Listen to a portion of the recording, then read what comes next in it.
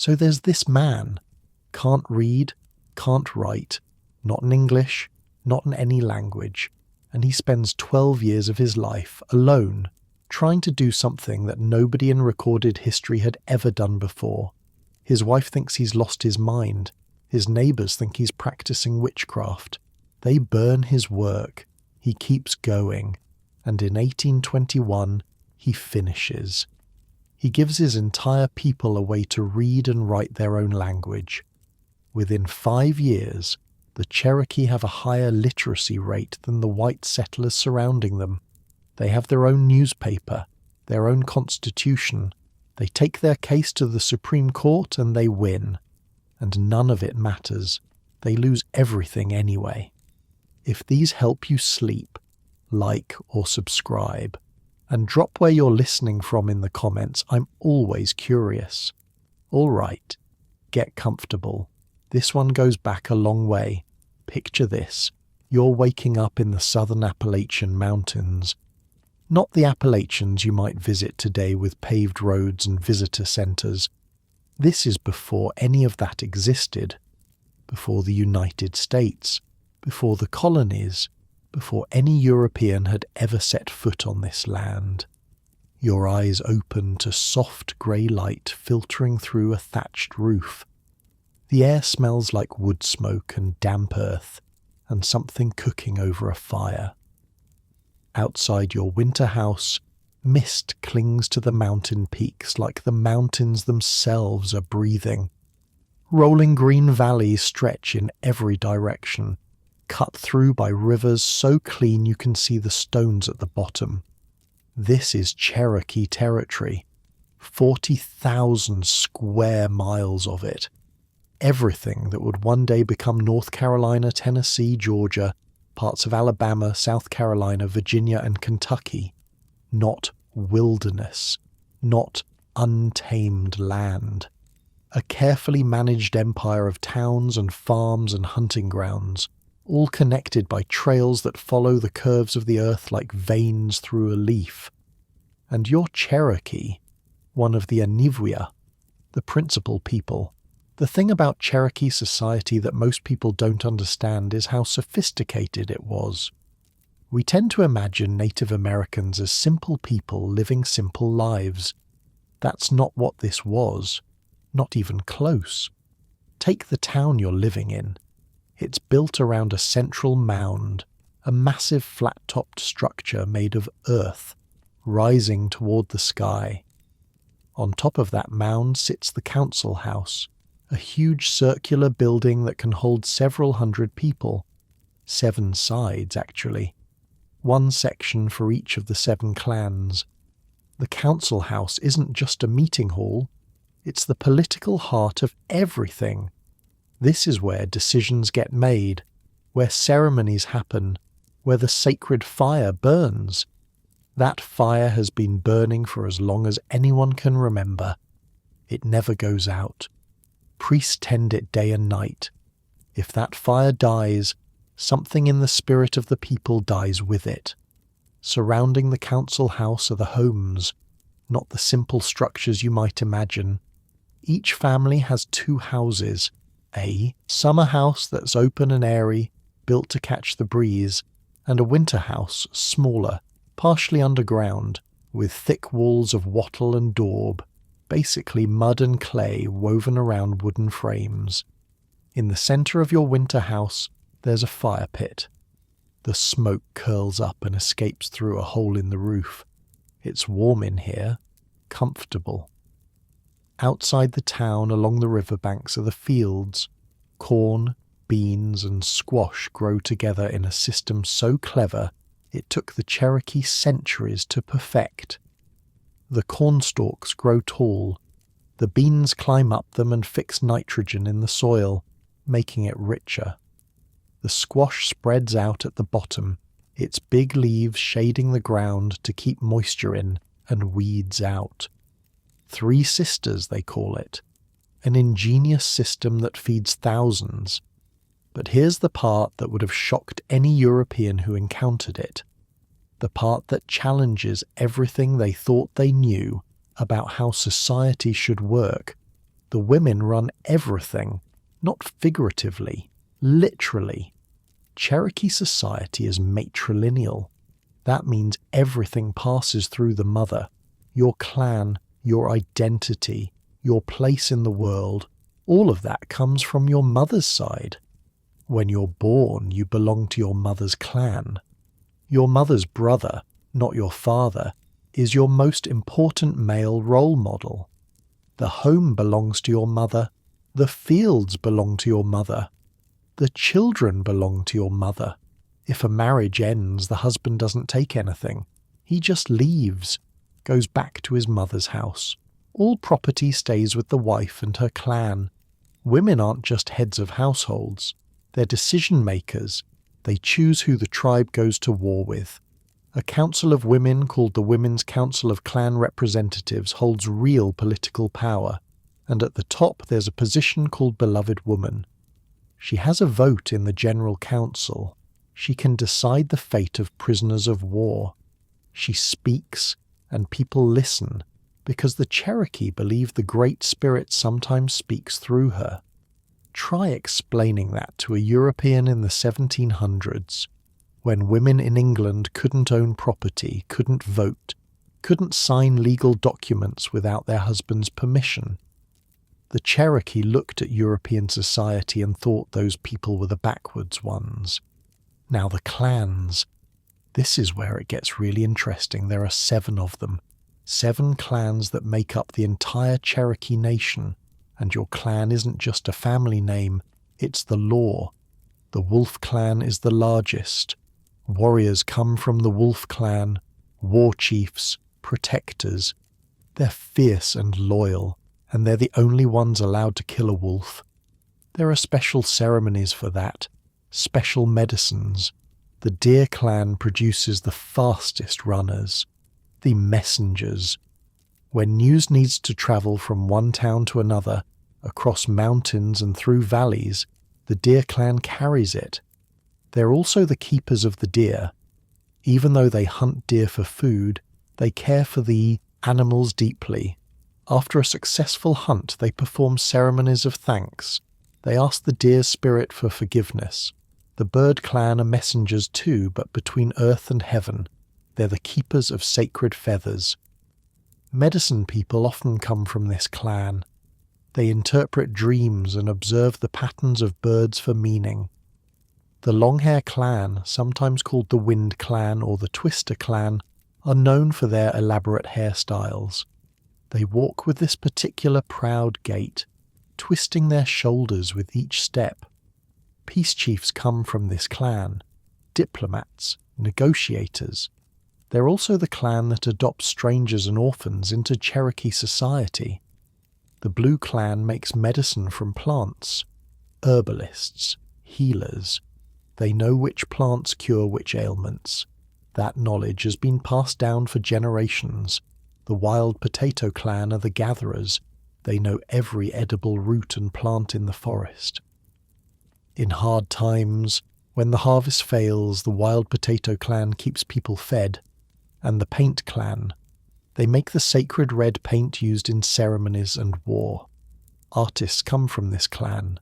Spiritual leaders, medicine men.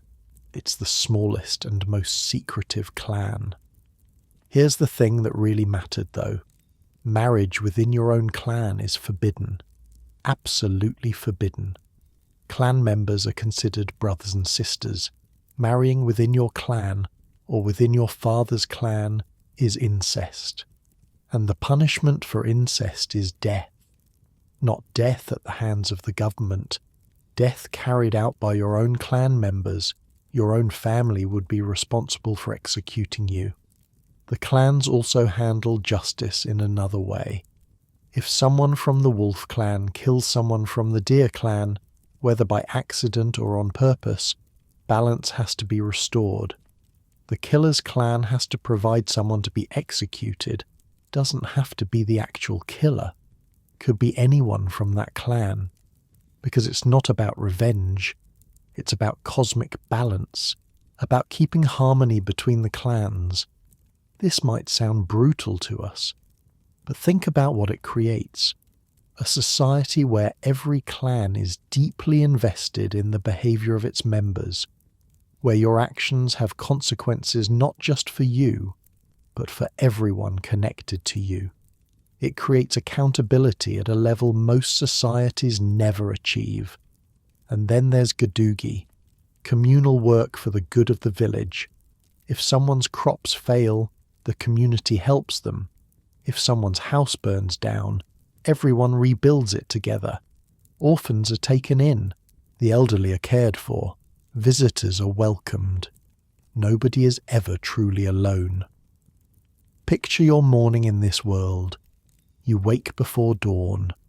The fire in your winter house has burned down to embers, but the room is still warm. You push aside the deerskin blanket and step outside into the cold mountain air. Mist hangs everywhere. You can barely see the other houses through it. You make your way down to the river. The water is cold, really cold. But this is important. This is going to water, a daily practice of spiritual cleansing. You wade in, facing east, toward where the sun will rise. You pray. You ask the Creator to wash away impurities, both physical and spiritual, to prepare you for the day ahead. The water is so cold it almost hurts. But there's something clarifying about it. Something that wakes you up in a way that nothing else can. When you step out of the river, your skin is tingling. You feel alive. You feel clean. You feel connected to something bigger than yourself. Back in the town, the day's work begins. The women head to the fields with their hoes and baskets. The corn is getting tall now. It'll need tending. The beans are climbing the stalks, their leaves reaching for the sun. The men prepare for the hunt. Deer have been spotted in the valley to the north. The hunters fast and pray before they go. They ask the spirits of the deer for permission to take their lives. This isn't just politeness. It's necessary. The Cherokee believe that animals have spirits too, and those spirits must be respected. By midday, the sun has burned off the mist. The mountains stand sharp and green against a bright blue sky. Children play near the council house, their laughter echoing off the mound. Older women weave baskets from river cane, intricate geometric patterns emerging under their skilled fingers. These baskets aren't just functional, they're beautiful, decorated with natural dyes in colours that seem to glow. Inside the council house, the elders are meeting. There's talk of trade with the neighbouring tribe, talk of the harvest, talk of the upcoming green corn ceremony, the most important religious event of the year. That ceremony marks the beginning of harvest season. Old fires will be extinguished. Old debts will be forgiven. The community will be reborn. As the afternoon fades into evening, the hunters return. They've been successful. A large buck, enough meat for many families. The women take over, skinning and butchering with expert precision. Nothing is wasted. The meat will be dried and stored. The hide will be tanned into soft leather for clothing and moccasins. The bones will be carved into tools and ornaments. This is the rhythm of life in the Cherokee world. Planting and harvest, hunt and feast, ceremony and celebration, birth and death and birth again. The past, present and future woven together in a continuous thread. This world has existed for thousands of years. The Cherokee have lived in these mountains for so long that their origin stories begin here. Some scholars think their ancestors migrated from the Great Lakes region in the distant past, but more recent evidence suggests the Cherokee have been in the Appalachians for at least 4,000 years, maybe longer. Their language belongs to the Iroquoian family, which is interesting because the Iroquois live way up north, around the Great Lakes. At some point, thousands of years ago, these peoples must have been connected, but the Cherokee have been separate for so long that their language is barely recognizable to their northern cousins. By the year 100, the Cherokees' ancestors were building platform mounds and complex towns. By 1500, they had nearly 100 autonomous towns, each with its own council house, its own sacred fire, its own version of the dual government, a white government for peace, led by the peace chief, a red government for war, led by the war chief. This is not a primitive society. This is a civilization, complex, sophisticated, ancient, and deeply connected to the land they call home. And they have no idea what's coming. Somewhere far to the east, across an ocean the Cherokee have never seen, ships are being built. Men with strange weapons and stranger diseases are gathering. They're looking for gold, looking for glory, looking for new worlds to conquer. The year is 1539. In Spain, a man named Hernando de Soto is planning an expedition to the New World. He's heard rumours of cities of gold somewhere in the interior of this strange land across the sea. He's gathering an army, hundreds of soldiers, horses, war dogs, weapons the Cherokee have never imagined. In the mountains of present-day Tennessee and North Carolina, life continues as it has for centuries. The sacred fires burn. The women tend their fields. The children laugh and play near the council houses. The elders pray and make decisions and pass down the old stories. Nobody in those peaceful mountain towns has any idea that their world is about to change forever. That within a few years, strangers will arrive bringing weapons that kill from a distance, bringing animals larger than any the Cherokee have ever seen, bringing invisible killers that will sweep through their towns like wildfire, killing 9 out of every 10 people they touch. The mist still clings to the mountains in the morning. The rivers still run clear and cold. The corn still grows tall alongside the beans and squash. But the clock is ticking, and once it runs out, nothing will ever be the same again. The year is 1540. You're working in the fields outside your town when someone comes running. A messenger from the Deer clan, out of breath, eyes wide with something you've never seen before. Fear. Real fear. There are strangers coming, he says, from the south. Hundreds of them. They ride on top of enormous animals bigger than any elk, faster than any deer. They wear shining shells that arrows can't pierce. They carry sticks that make thunder and kill from a distance. And they have dogs. Huge dogs. Dogs trained to hunt men. You don't really understand what he's describing. How could you? Nothing in your experience has prepared you for this. The Cherokee have been trading and fighting and living in these mountains for thousands of years, and in all that time nothing like this has ever happened. The strangers arrive a few days later. Hernando de Soto, Spanish conquistador. He's already torn through Florida and Georgia, leaving a trail of burned villages and enslaved people behind him. He's looking for gold, cities of gold, like the ones Cortez found in Mexico. He's convinced they're here somewhere, hidden in these misty mountains. He doesn't find gold. What he finds are Cherokee towns, farms, granaries full of corn, women and children who can be captured and used as slaves and guides, men who resist and have to be killed. The Cherokee fight back. Of course they do. But here's the thing about fighting Europeans in 1540. Your bows and war clubs, weapons that have served your people for centuries, are almost useless against men in steel armor. Their horses let them move faster than any warrior on foot. Their guns can kill you before you get close enough to fight, and their dogs, trained mastiffs and greyhounds bred for war, can run down anyone who tries to flee. De Soto cuts through Cherokee territory like a knife. He takes what he wants, burns what he doesn't, moves on, and then he's gone. back to wherever he came from.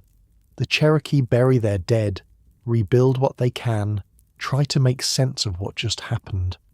Life goes on. The sacred fires still burn. The corn still grows. Maybe that was it. Maybe those strange men will never come back. But DeSoto left something behind.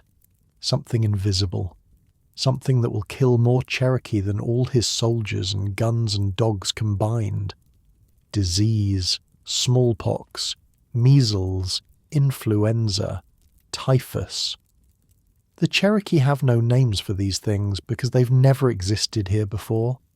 The people of the Americas have been separated from Europe and Asia for thousands of years. Their immune systems have never encountered these diseases. They have no resistance. None.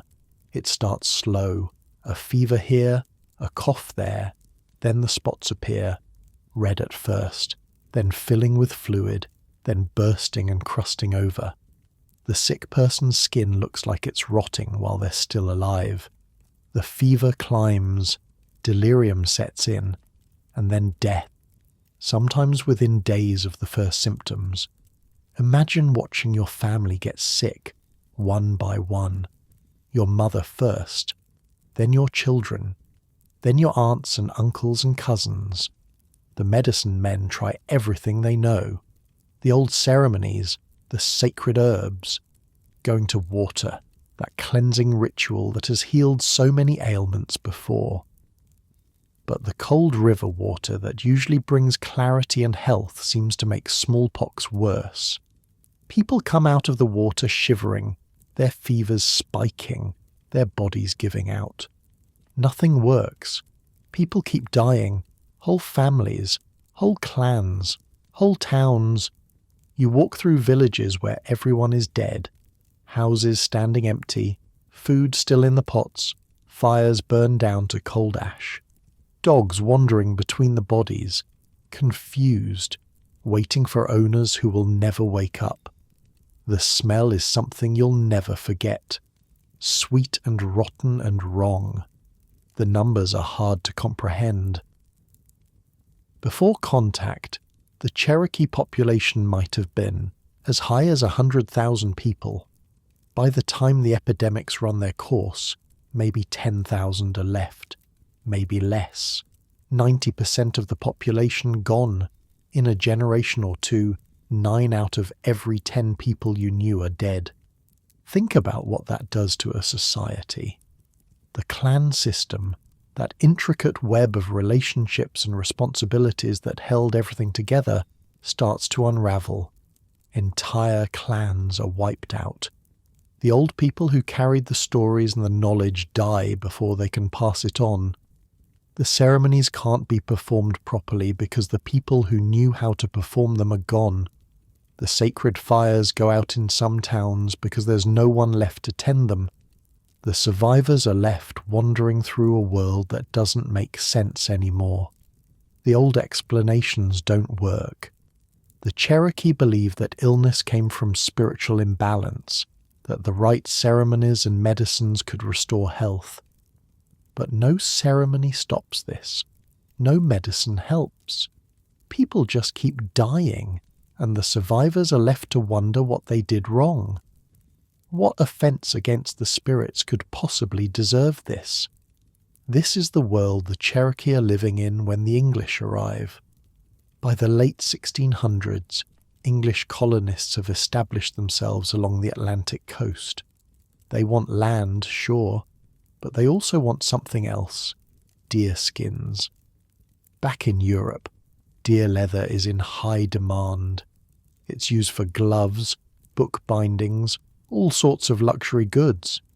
The colonists can't hunt enough deer themselves to meet the demand. But the Cherokee can. The Cherokee are expert hunters. They know the land, they know where the deer are, and they're willing to trade. The deal is simple. The Cherokee bring deer skins to the English trading posts. The English give them European goods in return: guns, metal tools, cloth, and alcohol. At first, it seems like a good arrangement. The guns make hunting easier. The metal tools are better than stone. The cloth is warm and durable. The Cherokee adapt quickly, incorporating these new things into their lives. They become middlemen, trading between the English and other tribes further inland. But there's a cost. There's always a cost. The old economy, based on hunting for food and growing crops for your community, starts to shift. Now men spend more time hunting for profit. They're not just killing enough deer to feed their families, they're killing as many as they can, because deer skins mean trade goods, and trade goods mean wealth and power. Between 1699 and 1715, the Cherokee are exporting over 50,000 deer skins a year just to Charleston. By the 1730s, that number has tripled. 150,000 skins a year. The deer population starts to collapse. Hunters have to travel further and further to find game. This puts them in conflict with neighbouring tribes who are hunting the same shrinking supply. And then there's the alcohol. The Cherokee had never encountered alcohol before the Europeans came. They had no cultural framework for it, no traditions around moderate drinking, no understanding of addiction. The traders figured this out fast. Alcohol became a tool. Show up at a negotiation with plenty of rum, get the Cherokee leaders drunk, and suddenly the terms of the deal shift in your favour. Use alcohol to create debts that can only be paid in land or slaves. Use it to destabilize communities, to create conflicts that can be exploited. Alcoholism tears through Cherokee society. Violence increases. Families fall apart. Leaders make terrible decisions while drunk and can't take them back when they sober up. The Cherokee themselves recognize the problem. Their leaders asked the colonial authorities again and again to stop the sale of alcohol to their people. Those requests were ignored. This is what survival looks like now. The Cherokee aren't living in that peaceful world of misty mountains and sacred fires anymore. They're caught between three European empires, each trying to use them against the others. The English in the Carolinas, the French in the Mississippi Valley, the Spanish in Florida. The Cherokee learn to play this game. They become skilled diplomats, making alliances and breaking them as circumstances change. They trade with whoever offers the best terms. They fight alongside whoever serves their interests at the moment. They're not victims in this story. They're players. But it's a game they didn't choose, played by rules they didn't make, and the deck is stacked against them from the start. In 1758, things fall apart with the English. Cherokee warriors had been fighting alongside the British in the French and Indian War. They were allies. Supposed to be, anyway. But on their way home from the fighting, a group of Cherokee warriors stopped in Virginia to rest. Their horses were tired. They were tired. They'd just helped the British fight their war. They figured they were among friends. They weren't. Some Virginia settlers saw the Cherokee horses and decided they wanted them. Words were exchanged, then weapons. When it was over, several Cherokee warriors were dead, murdered by the very people they'd been fighting to protect. The Cherokee sent a war party to avenge their dead. Because that's what you do. That's what the clan system demands. Blood for blood. Balance restored. The settlers screamed murder. The colonial government demanded the Cherokee hand over the warriors responsible. The Cherokee refused. Why should they hand over men for restoring balance? The settlers started it. What followed was the Anglo-Cherokee War. 3 years of brutal fighting. The British sent armies into Cherokee territory with one mission: total destruction. They didn't just fight the warriors, they burned towns, every town they could reach. They destroyed crops still standing in the fields, slaughtered livestock. burned granaries full of corn that would have fed families through the winter. The Cherokee fought back with everything they had. They knew these mountains better than any British soldier ever could. They used that knowledge, striking from ambush, melting back into the forest, appearing where they weren't expected. But guerrilla tactics can only do so much against an enemy with unlimited supplies and no rules about targeting civilians. By 1761, the Cherokee were forced to surrender. The peace treaty cost them huge amounts of land, good land, hunting grounds that had fed their people for generations, gone, signed away to make the settlers feel safe. That's the pattern now.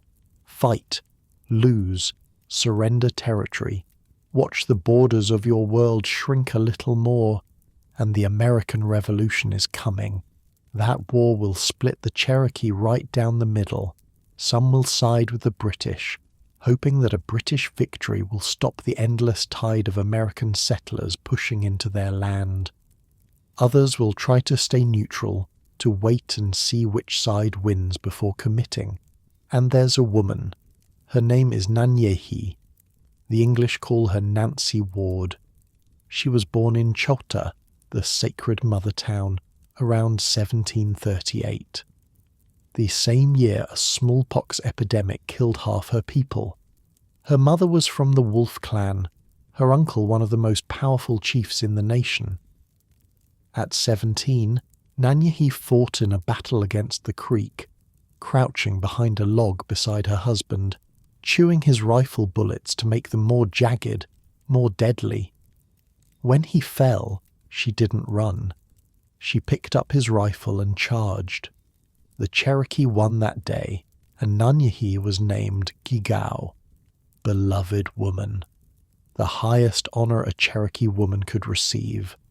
Now she's in her 40s. She's seen everything, the epidemics, the wars, the treaties that always cost more land. She's married an English trader, learned their language and customs, raised children in both worlds, and she's about to try something dangerous. She's going to try to make peace in a time when everyone wants war. But that's a story for another stretch of this night. Right now, picture yourself in a Cherokee town around 1770. The world your grandparents knew is gone. The population has recovered somewhat from the worst of the epidemics, but it's still a fraction of what it once was. The old ceremonies continue, but they feel different now. The sacred fires burn, but in fewer towns. The 7 clans still matter, but their power isn't what it used to be. European goods are everywhere. The clothes you wear are probably made of trade cloth now, not deerskin. The tools you use are metal, not stone. The gun leaning against the wall of your house is essential for hunting and defense. You might even have a few cattle, learned from watching the settlers. Some Cherokee have started farming in the European style, growing cotton and tobacco for sale, rather than corn and beans for food. The English language is creeping in. Some Cherokee have learned it for trade. A few have converted to Christianity, following the missionaries who've started to appear. The old ways and the new ways exist side by side, sometimes blending, sometimes clashing. Your grandmother might remember a time before all this.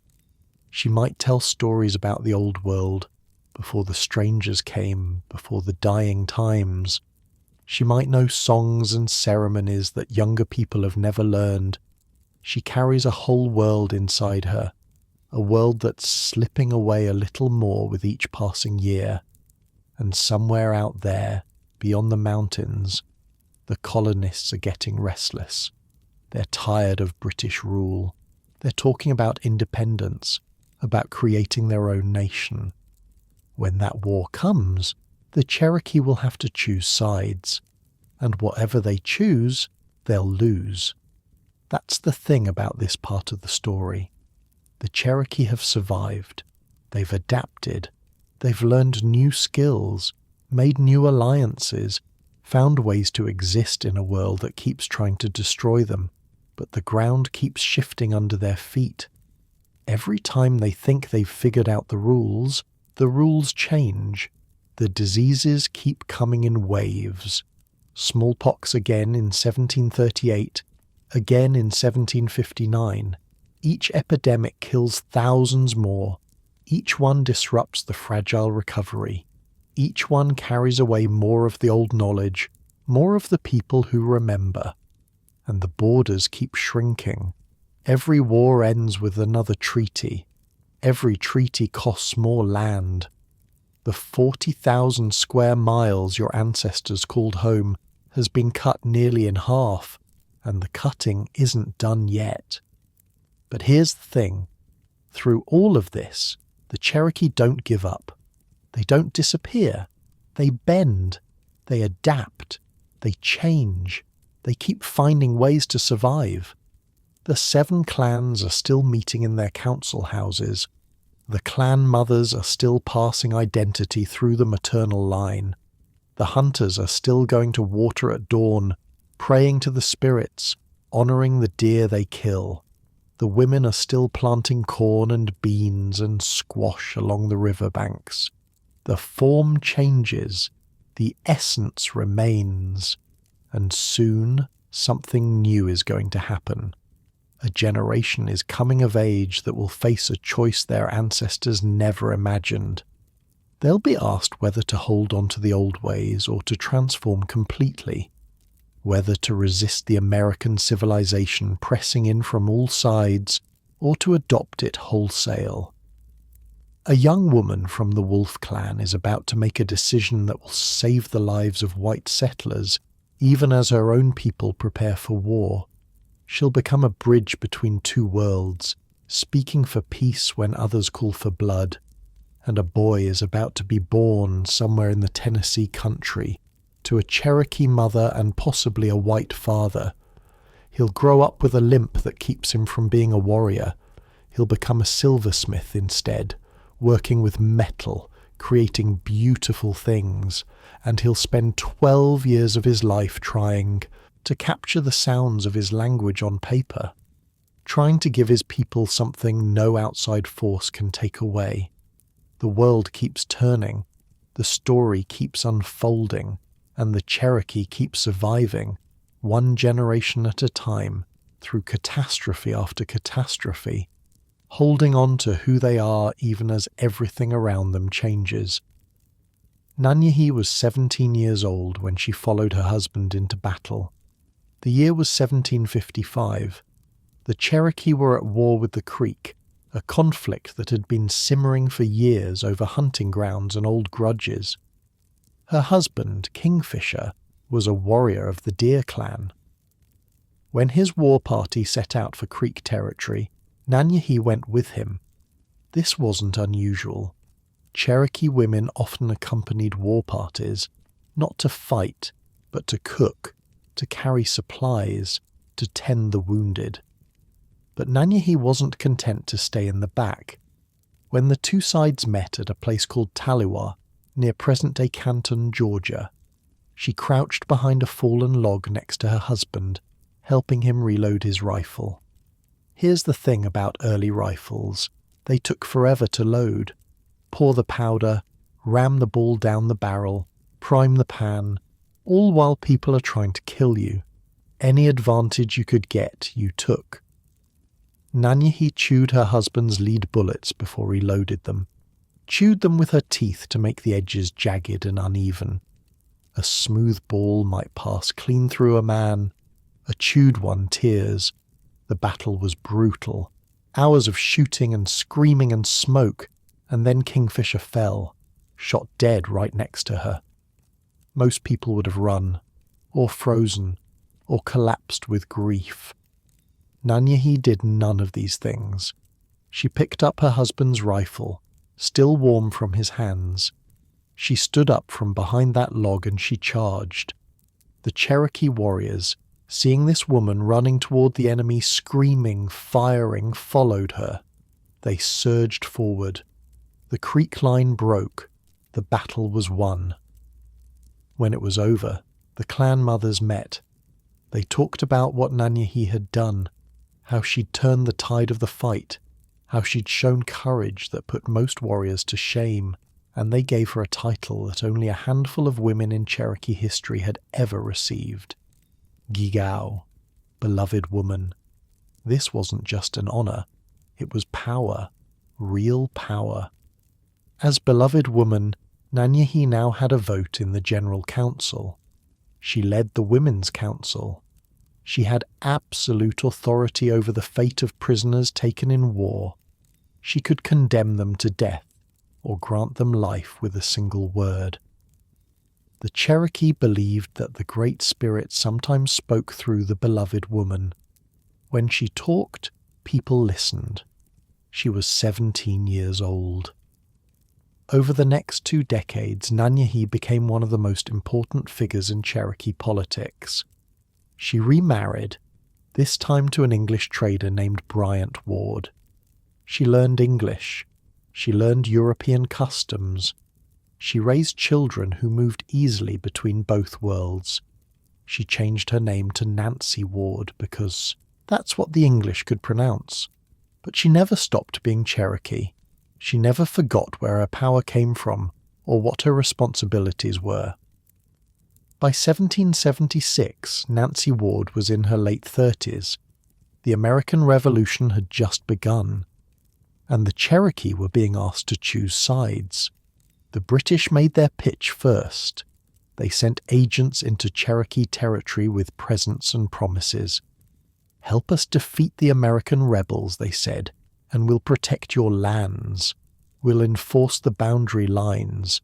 We'll keep the settlers from pushing any further into your territory." It wasn't a bad argument. The settlers were the ones constantly encroaching on Cherokee land. The settlers were the ones ignoring treaties, moving on to Cherokee hunting grounds, starting fights. Maybe a British victory would stop them. But Nancy Ward wasn't convinced. She'd seen too many wars. She knew what happened when the Cherokee fought the colonists. They might win battles. They'd always lose the war, and every war ended with less land, fewer people, more suffering. Her cousin felt differently. His name was Siu Gansini, Dragging Canoe, and he was done with peace. Dragging Canoe was a warrior through and through, tall, fierce, scarred from a dozen battles. He'd grown up watching the Cherokee lose everything piece by piece, and something inside him had hardened into iron. At a council meeting in 1776, the debate over what to do about the American Revolution reached a breaking point. The older chief spoke of caution, of waiting to see which side would win, of protecting what little land remained. Dragging Canoe stood up. The firelight flickered across his face as he addressed the council. "Where are the Delawares now?" he asked. "Where are the Pequots? Where are the Narragansetts, the Mohicans, the Pocanets, and all the other powerful tribes of our people?" He paused. The council house was silent. "They have vanished before the greed of the white man, as snow before a summer sun. Will we allow ourselves to share their fate?" The older chief shifted uncomfortably. Nancy Ward spoke for caution. But Dragging Canoe had the young warriors on their side. Men who were tired of watching their world shrink. Men who wanted to do something. Anything. "We are not yet conquered," Dragging Canoe said. "We have not yet lost everything. But if we do not fight now, we will lose it all. The settlers are locusts. They will not stop. They'll eat everything until nothing is left." An older chief warned him that the path of war would bring only destruction, that the colonists were too many, too well armed, too determined. Dragging Canoe's response became famous. He pointed toward the lands the Cherokee had already ceded. "We had a country," he said, "a country where the bones of our ancestors lie buried. I have no land to lose. I will fight until I have no more blood to spill." The council couldn't reach agreement, but Dragging Canoe, didn't need their permission.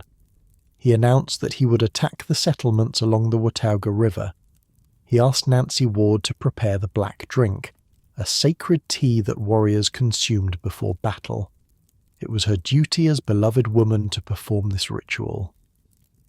Nancy Ward prepared the drink, but she also did something else. She had 3 white traders staying in her town, men she knew, men she'd traded with for years. She released them.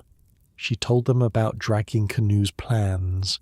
She told them to warn the settlers. "Go," she said. "Tell them what's coming. Tell them to get their women and children to safety." The traders rode hard. They reached the Watauga settlements with just enough time. The settlers evacuated their families to a fort. When Dragging Canoe's warriors attacked, they found prepared defenses instead of sleeping victims. The attack failed. Dragging Canoe himself was badly wounded. And when the settlers figured out who had warned them, Nancy Ward became a hero to the colonists and a traitor to some of her own people. But she wasn't done.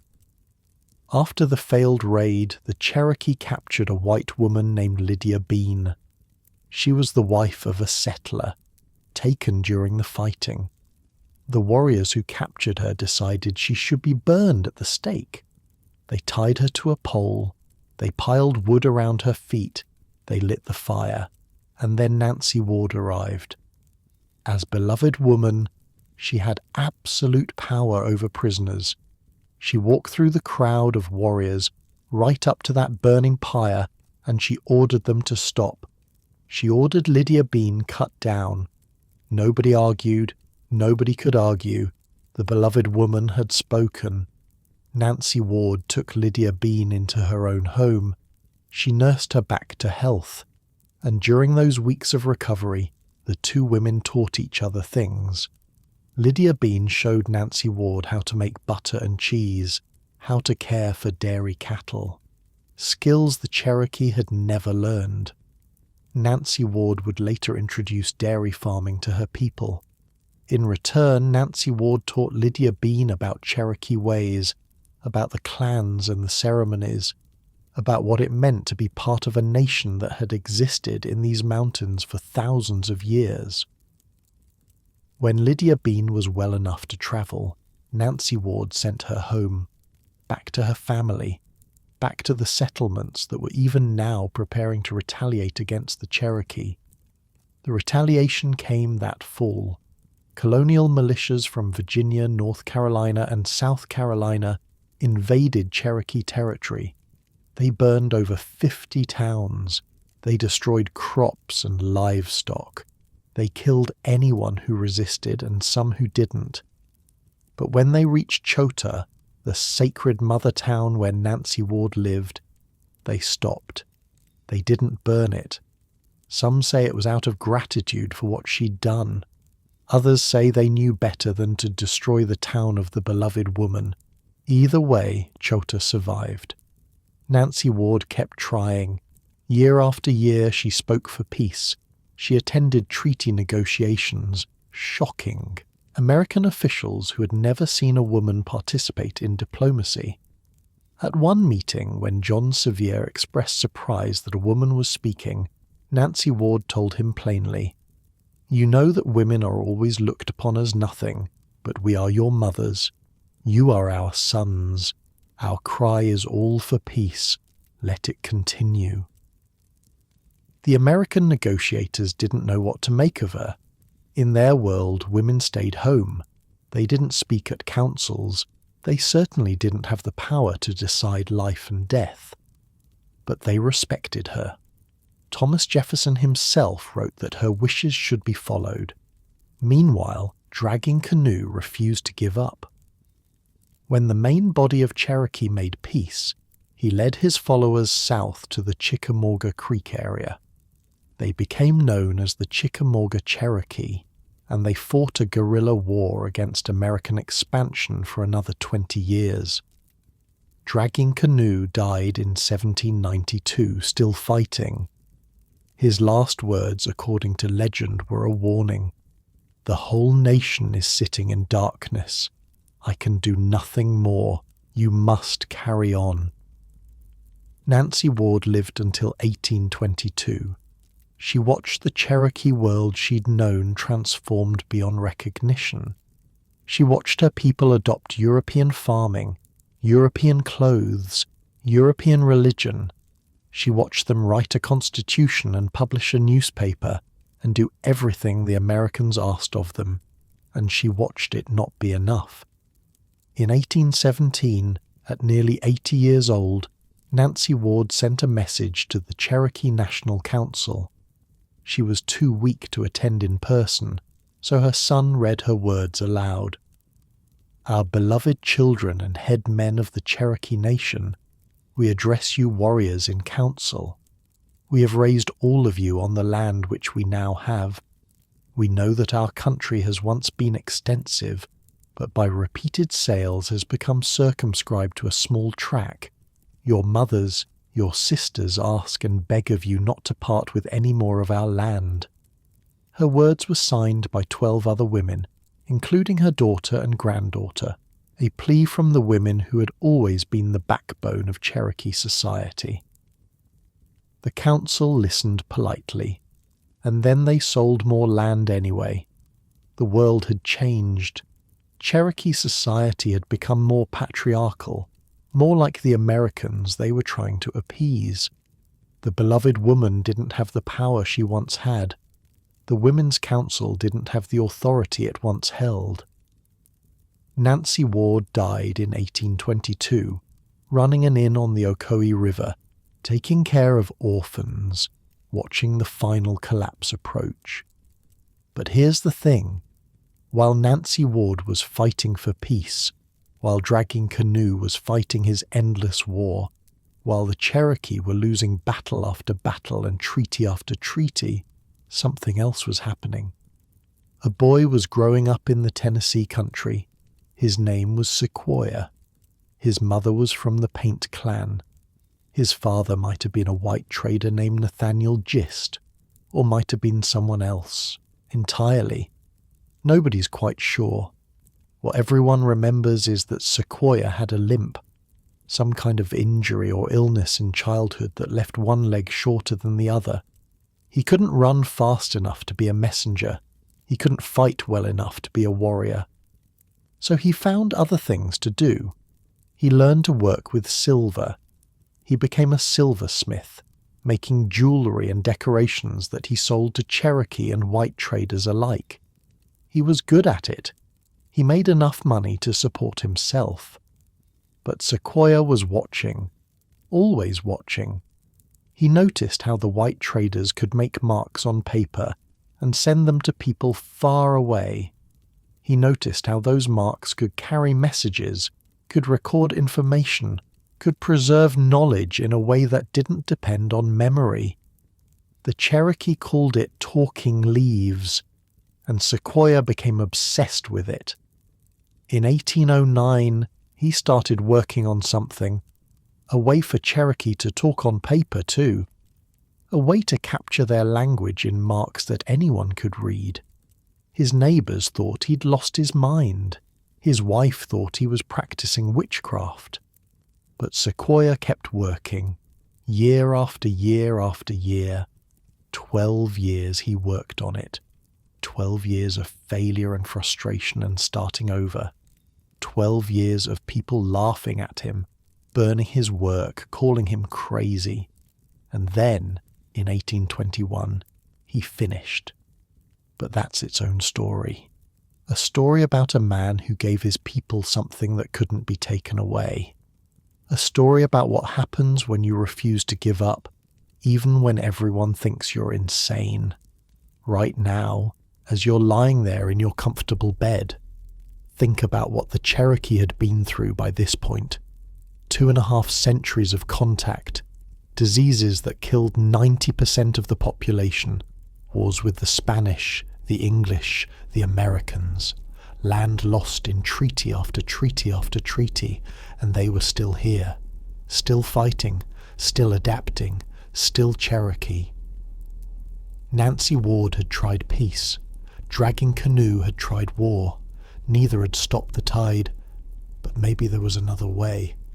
Maybe if the Cherokee could prove they were just as civilized as the Americans, if they could read and write and govern themselves and build farms and businesses, maybe then the Americans would leave them alone.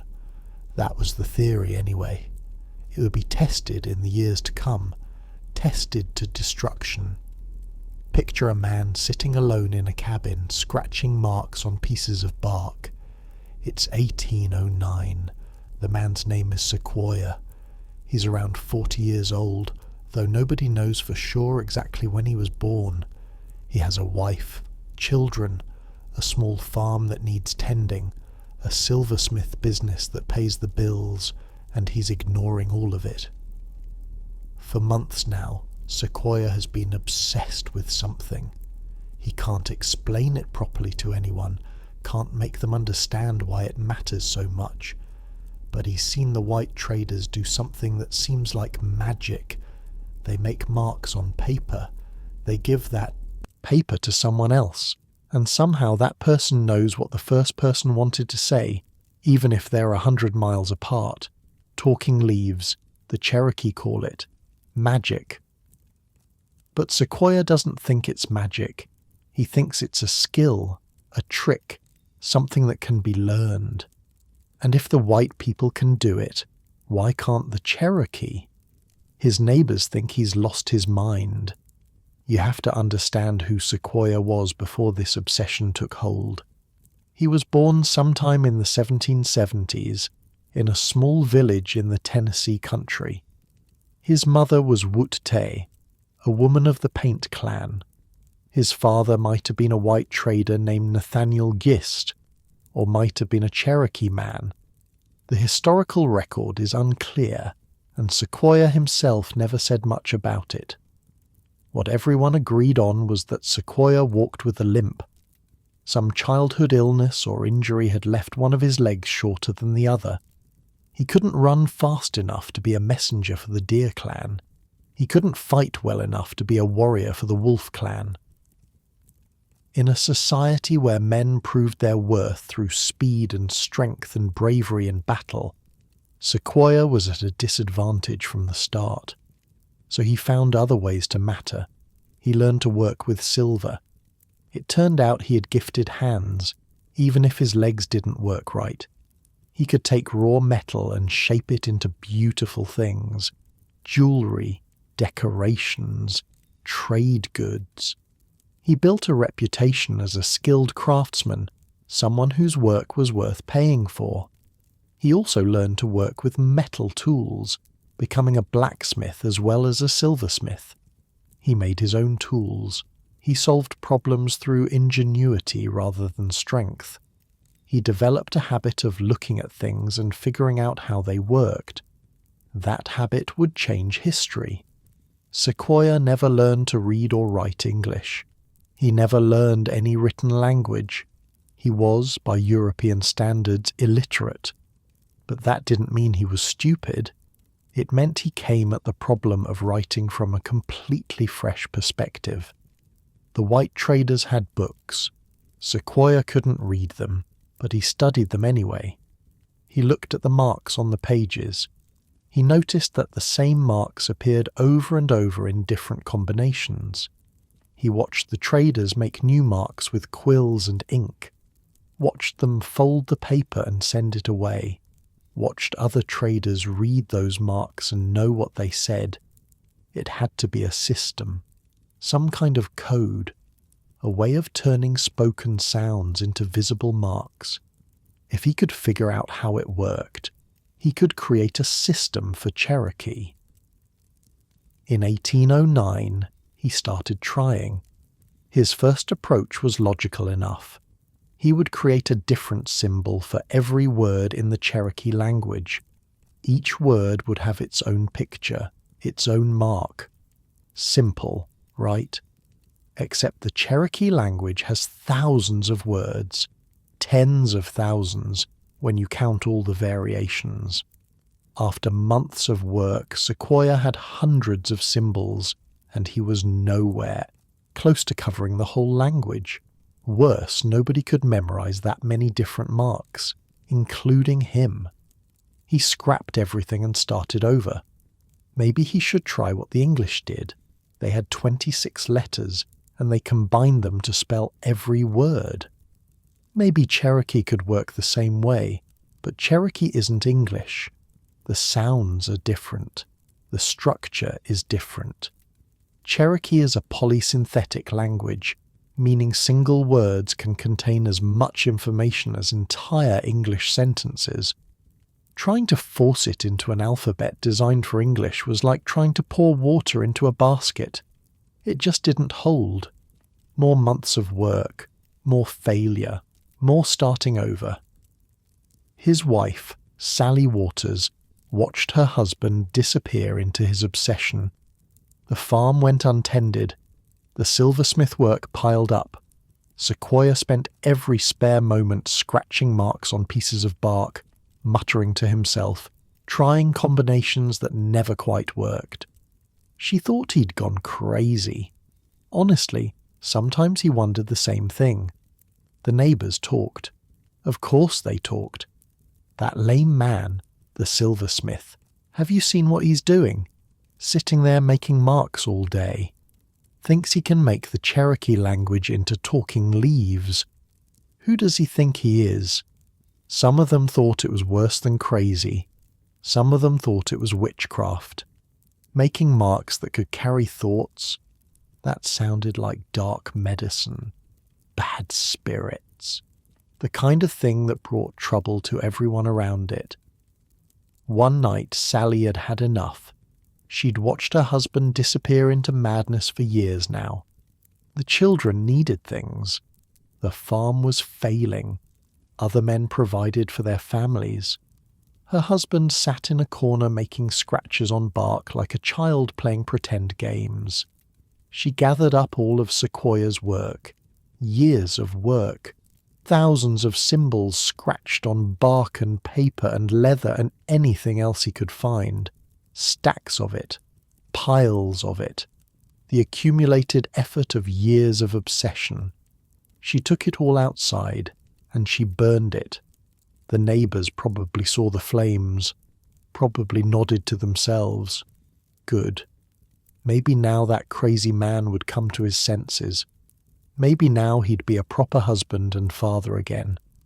When Sequoyah came home and saw what had happened, he just stood there, watching the ashes cool in the evening air, watching years of his life drift away as smoke and cinder. The symbols he'd spent so long developing, the progress he'd made, the failed experiments and the promising ones, all of it gone. His wife stood nearby, arms crossed, waiting for him to rage or weep, or finally admit that she'd been right all along, that this talking leaves nonsense was exactly that, nonsense. Sequoyah said nothing. He stood there until the fire died completely, until nothing was left but grey ash and a few charred fragments. Then he went back inside and started over. Not from scratch exactly. He'd learned things from his failures. The knowledge was in his head now, burned into his memory. He knew that a symbol for every word was impossible. He knew that an alphabet wouldn't work for Cherokee. There had to be another way. He started listening differently, really listening to the sounds of his language. Not the words, but the sounds that made up the words. And he realized something. Cherokee doesn't have that many distinct sounds, not compared to the number of words. The same sounds appear over and over, combined in different ways. They're not individual letters like in English. They're syllables, chunks of sound. What if he made a symbol for each syllable instead of each word? He started counting, cataloguing every distinct syllable in the Cherokee language. It took months, but when he was done, he had a number he could work with. 85 sounds, maybe 86. That was it. The entire Cherokee language was built from fewer than 100 syllables, 85 symbols. That was manageable. A person could memorize 85 symbols. A child could learn them. Now he needed to design the symbols themselves. A missionary had given him an English spelling book years earlier. Sequoyah couldn't read it, but he liked the shapes of the letters. He started borrowing them. The letter D became a symbol for a Cherokee sound. The letter R became something else entirely. He wasn't copying the English alphabet. He was stealing the shapes and using them for his own purposes. He invented some symbols from scratch. He modified others. He created a system where each symbol represented one syllable of the Cherokee language. You could write any Cherokee word by stringing together the symbols for its syllables. You could read any word by sounding out the syllables in order. It was elegant. It was logical. It was something no human being had ever done before. Other writing systems had been created throughout history, but they developed slowly over centuries, passed down and modified by generations of scribes. What Sequoyah did was invent a complete writing system by himself, from nothing, with no formal education, in about 12 years. By 1821, he was ready. The problem was nobody believed him. The Cherokee leaders had heard about Sequoyah's project. They'd heard the rumors about witchcraft too. When he came to them claiming he could teach any Cherokee to read and write in a matter of weeks, they were skeptical, to put it mildly. One chief reportedly laughed out loud. 12 years of work, and you expect us to believe you've accomplished what no Cherokee has ever done. You can't even read English. How could you possibly invent writing? But Sequoyah had prepared for this. He had a secret weapon. Her name was Ayoka, his daughter. She was about 6 years old, and she could read. Sequoyah had been teaching her the syllabary for months. She'd picked it up quickly, the way children do. She could look at any combination of symbols and speak the Cherokee words they represented. She could hear any Cherokee word and write it down in symbols. To her it was as natural as speaking. At a council meeting in New Echota, Sequoyah proposed a test. He would leave the room. The chiefs could say anything they wanted, and Ayoka would write it down. Then Sequoyah would come back, look at what she'd written, and tell them exactly what they'd said. The chiefs looked at each other. Some were amused, some were suspicious, but they agreed. This should be interesting at least, and if the old silversmith was running a trick, they'd figure it out soon enough. Sequoyah walked out of the council house. The door closed behind him. Inside, the chiefs huddled together, whispering. They had to choose something he couldn't possibly guess. Something that would prove this wasn't just memorization or trickery. They settled on a message. One of the chiefs spoke it aloud. Little Ayoka listened carefully, her face serious and focused. Then she picked up a piece of paper and began scratching symbols with a steady hand. When she finished, they called Sequoyah back in. He walked to where his daughter sat, picked up the paper. The room was silent, every chief watching. Years of work, thousands of symbols burned, a reputation as a madman, all of it came down to this moment. Sequoyah looked at the marks his daughter had made, and he read their words back to them, perfectly. The silence stretched. Then one of the chiefs spoke up. Again. Try again. They tried again. Longer messages, more complex ideas, secret things that only the people in that room would know, names of places Sequoyah had never been, details about events he hadn't witnessed. Every time, little Ayoka wrote it down. Every time, her father read it back exactly right. By the 4th or 5th test, the skepticism had turned to something else. Wonder, maybe. Or fear. This was real. This actually worked. It wasn't magic. It wasn't witchcraft. It was a system, a tool, something any Cherokee could learn. The council voted to adopt the syllabary officially. They would teach it to everyone. They would make the Cherokee a literate people. What happened next was unlike anything that had ever happened in human history. Within months, Cherokee people across the nation were learning to read and write. Not in English, which took years of study in missionary schools. In Cherokee, which took days, sometimes hours. The syllabary was so intuitive, so perfectly matched to the sounds of the language, that anyone who spoke Cherokee could learn it almost immediately. The speed of it astonished everyone. White missionaries who had spent decades trying to teach Cherokee people to read English watched in disbelief as those same people became literate in their own language within weeks. One missionary wrote that the Cherokee were learning to read and write faster than he could keep track of them. Parents taught children around evening fires. Children taught grandparents who had thought themselves too old to learn new things. Hunters scratched messages on trees for each other, leaving notes about game and trails and meeting places. Young men sent love letters to young women in distant towns.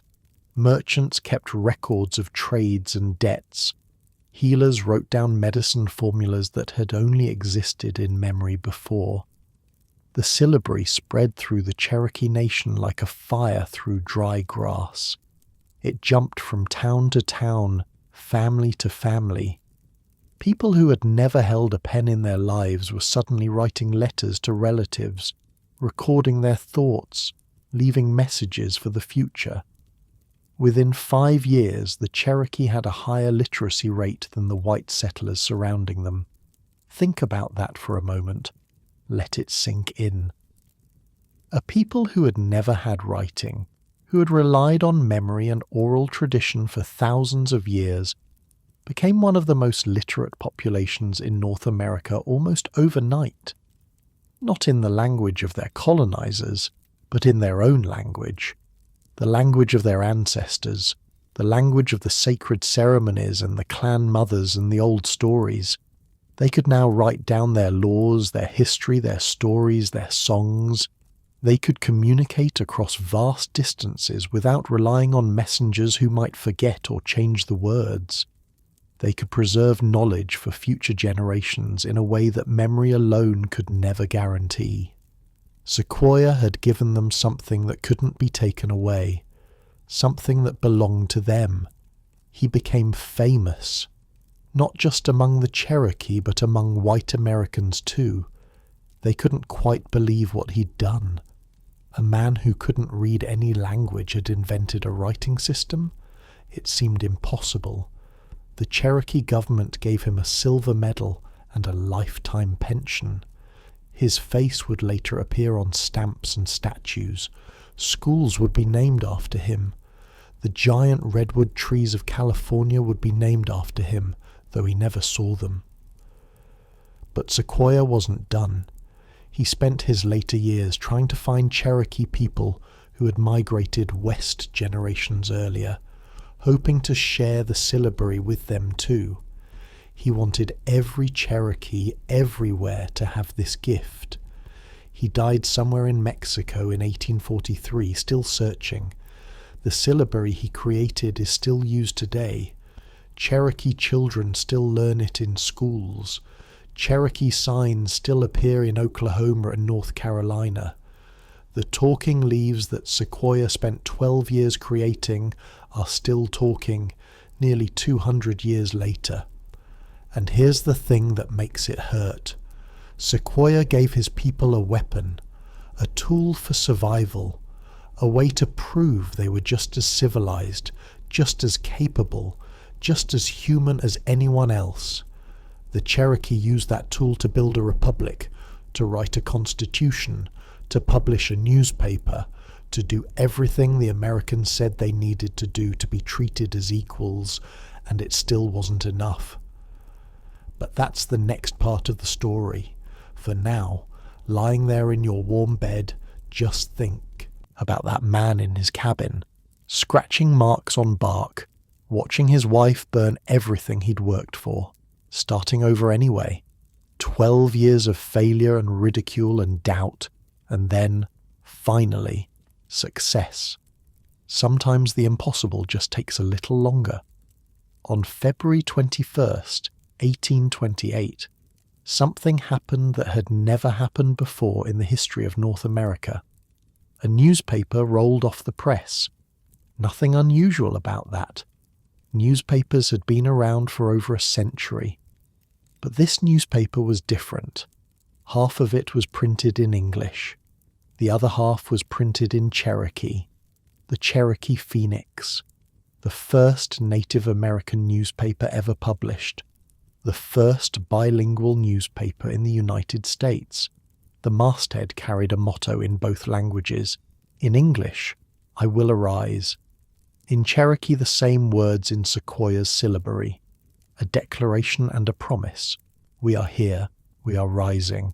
We will not disappear. The editor was a young man named Elias Boudinot. He'd been born Buck Watie, a full-blooded Cherokee from an influential family. As a teenager, he'd been sent to a missionary school in Connecticut, where he'd converted to Christianity and taken the name of his wealthy benefactor. He was educated, articulate, and passionate about using the tools of American civilization to protect his people. Boudinot understood something crucial. The Cherokee weren't just fighting for land anymore. They were fighting for perception, for legitimacy, for the right to exist as a nation. The Americans kept saying the same thing. Indians are savages. They can't govern themselves. They don't have written languages or laws or proper governments. They're obstacles to progress. The only solution is to move them out of the way. Boudinot and other Cherokee leaders decided to prove them wrong. The Cherokee Phoenix became their weapon. Every week it published news about tribal affairs, reprinted articles from American newspapers, reported on international events, and most importantly, documented everything the Cherokee were doing to demonstrate their civilization. "Look," the newspaper said, "we have a written language, we have schools, we have farms and businesses, we have Christian churches, we have a constitutional government. We're not what you say we are." The paper was read far beyond Cherokee territory. Sympathetic whites in the North subscribed. Government officials in Washington received copies. For the first time, the Cherokee had a voice that could reach the entire nation. But a newspaper needs a nation to write about, and by 1827, the Cherokee had built one. The man most responsible for that nation was John Ross. Ross was an unlikely leader for the Cherokee people. His father was a Scottish trader. His mother was part Cherokee, part Scottish herself. By blood, John Ross was only 1/8 Cherokee. He looked white. He dressed like a white man. He spoke English as his first language and had to learn Cherokee as a second. But blood quantum wasn't how the Cherokee measured belonging. Your clan determined your identity, and clan came through your mother. John Ross's mother was of the Bird clan. That made John Ross Cherokee. Period. He'd grown up straddling two worlds. His father made sure he got an English education. He learned to read and write, to do business, to navigate the world of treaties and trade.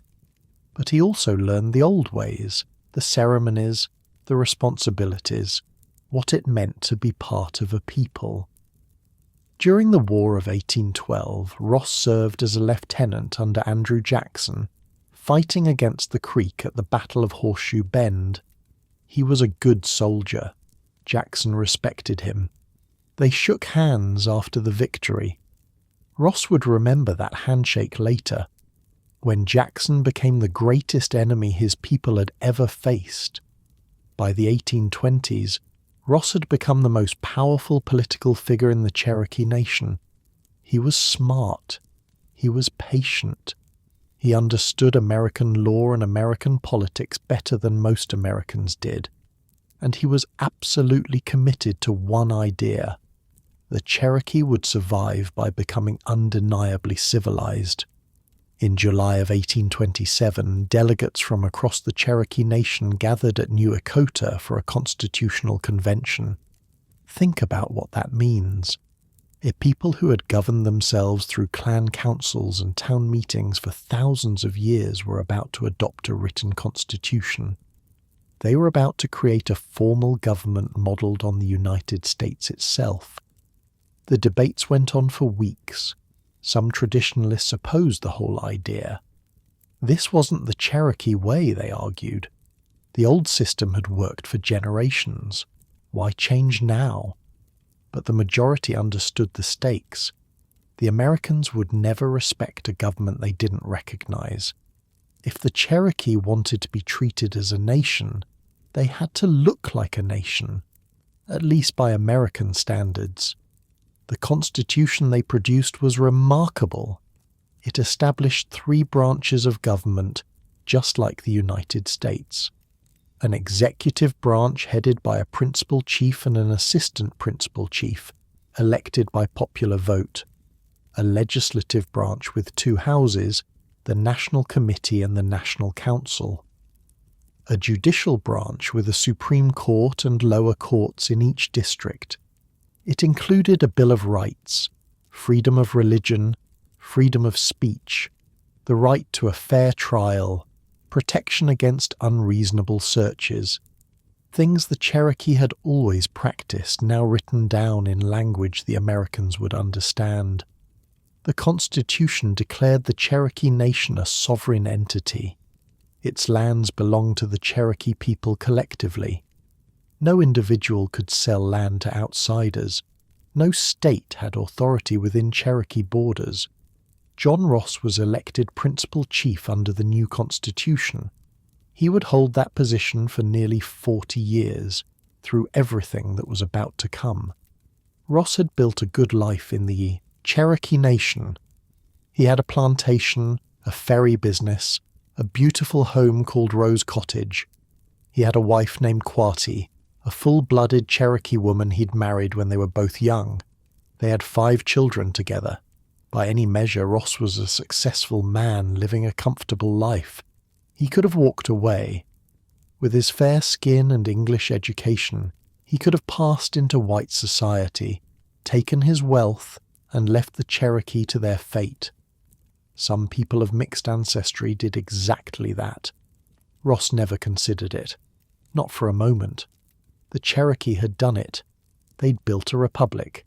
They had a written language, a newspaper, a constitution, elected leaders, schools, churches, farms. They'd adopted Christianity, American-style clothing, American-style government. Some wealthy Cherokee even owned enslaved black people, because that's what wealthy Americans did in the South. They had become, by any reasonable measure, a civilized nation. And it didn't matter at all. Because in the summer of 1828, a white man named Benjamin Parks was walking through Cherokee territory near a place called Dahlonega. He kicked at a rock, picked it up, looked at it more closely. Gold. Word spread fast. Within months, thousands of prospectors were flooding onto Cherokee land. They came from Georgia, from the Carolinas, from everywhere. They set up camps. They dug mines. They panned the streams. They took whatever they wanted and dared anyone to stop them. This was the Georgia Gold Rush, the first major gold rush in American history. 20 years before California, 20 years before the 49ers, there was Dahlonega. The Cherokee tried to enforce their laws. This was their land. These miners were trespassing. But how do you stop thousands of men crazed with gold fever? How do you enforce laws when the people breaking them don't recognize your authority to make laws in the first place? Georgia made its move. The state legislature passed a series of laws designed to destroy the Cherokee Nation from within. The laws declared that Cherokee government was null and void. Cherokee laws had no force. Cherokee courts had no authority. All Cherokee people were now subject to Georgia state law. But that wasn't all. The laws made it illegal for Cherokee people to testify in court against white people. So if a white man robbed you, assaulted you, murdered your family, you couldn't testify about what happened. Your voice didn't count. The laws made it illegal for the Cherokee to mine gold on their own land. The gold was Georgia's now. The laws made it illegal for the Cherokee to hold council meetings. The government they'd just created, illegal. The laws made it a crime for anyone, white or Cherokee, to encourage the Cherokee to resist removal.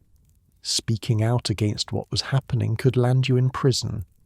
To enforce these laws, Georgia created the Georgia Guard, a state militia. Their job was to harass, intimidate, and terrorize the Cherokee into leaving. The Georgia Guard rode through Cherokee territory like an occupying army. They broke into homes in the middle of the night, dragging families out of bed. They confiscated property, claiming it belonged to the state now.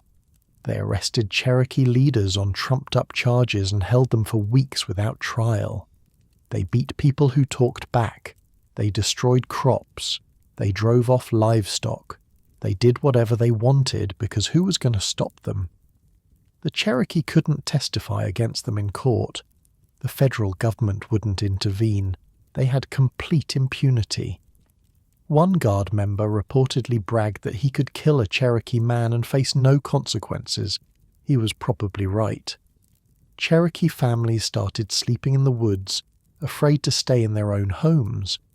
Children went hungry because their fathers had been arrested for the crime of being Cherokee on Cherokee land. Women were left to defend homesteads alone against men with guns and badges and the full backing of the state of Georgia. This wasn't law enforcement. This was ethnic cleansing with paperwork. The Cherokee Phoenix documented all of it. Every outrage, every violation, every broken promise. Elias Boudinot wrote editorial after editorial, appealing to the conscience of the American people. Surely, he argued, when Americans saw what was being done in their name, they would put a stop to it. The paper printed letters from Cherokee citizens describing what they'd endured. It reprinted articles from northern newspapers that condemned Georgia's actions. It published the text of every treaty the United States had ever signed with the Cherokee, showing how each one was being violated. For a while, it seemed to be working. Subscription requests poured in from across the country. Religious groups in the North raised money for the Cherokee cause. Politicians cited the Phoenix in congressional debates. Public opinion, at least in some parts of the country, was turning. But Georgia wasn't interested in public opinion. He was wrong about America's conscience, because in 1829, Andrew Jackson became President of the United States. Jackson had been a hero of the frontier wars. He'd fought alongside Cherokee warriors, including John Ross, against the Creek. He'd been present at the birth of the Cherokee Republic, but Jackson had never seen native peoples as equals. He saw them as obstacles, children who didn't know what was best for them. The kindest thing to do, Jackson believed, was to move them west of the Mississippi, away from white civilization, where they could live in peace until they eventually faded away. In 1830, with Jackson's full support, Congress passed the Indian Removal Act. The law authorized the president to negotiate treaties with Native American tribes, exchanging their lands in the east for territory west of the Mississippi. The word negotiate made it sound voluntary. Like a business deal between equals, it wasn't. The debate in Congress was fierce. Senators and representatives from the North argued passionately against the bill. This was unjust, they said. It violated treaties the United States had signed. It was a stain on the nation's honor. Congressman Davy Crockett of Tennessee, the famous frontiersman, voted against removal. He knew it would end his political career. He voted no anyway. The bill passed the House by just 5 votes, one of the closest votes in congressional history. John Ross refused to accept it. He gathered petitions, nearly 16,000 Cherokee signed documents opposing removal. That was almost the entire Cherokee population. Ross took those petitions to Washington. He met with anyone who would listen. He made the case that the Cherokee were a sovereign nation, that their treaties with the United States were the supreme law of the land, that what Georgia was doing was illegal, and he decided to fight in the one arena where the Cherokee might still win: the courts. Ross hired the best lawyers he could find. William Wirt, former Attorney General of the United States, men who knew constitutional law, who understood how to argue before the Supreme Court. In 1831, the case Cherokee Nation versus Georgia reached the highest court in the land. The Cherokee asked the court to stop Georgia's persecution. They argued that they were a foreign nation, that Georgia had no authority over them, that the treaties must be honored. Chief Justice John Marshall delivered the opinion. It was complicated, frustrating. The court ruled that the Cherokee were not a foreign nation in the constitutional sense. They were a domestic dependent nation, like a ward to its guardian. What did that mean? It meant the court couldn't rule on the case the way it had been presented.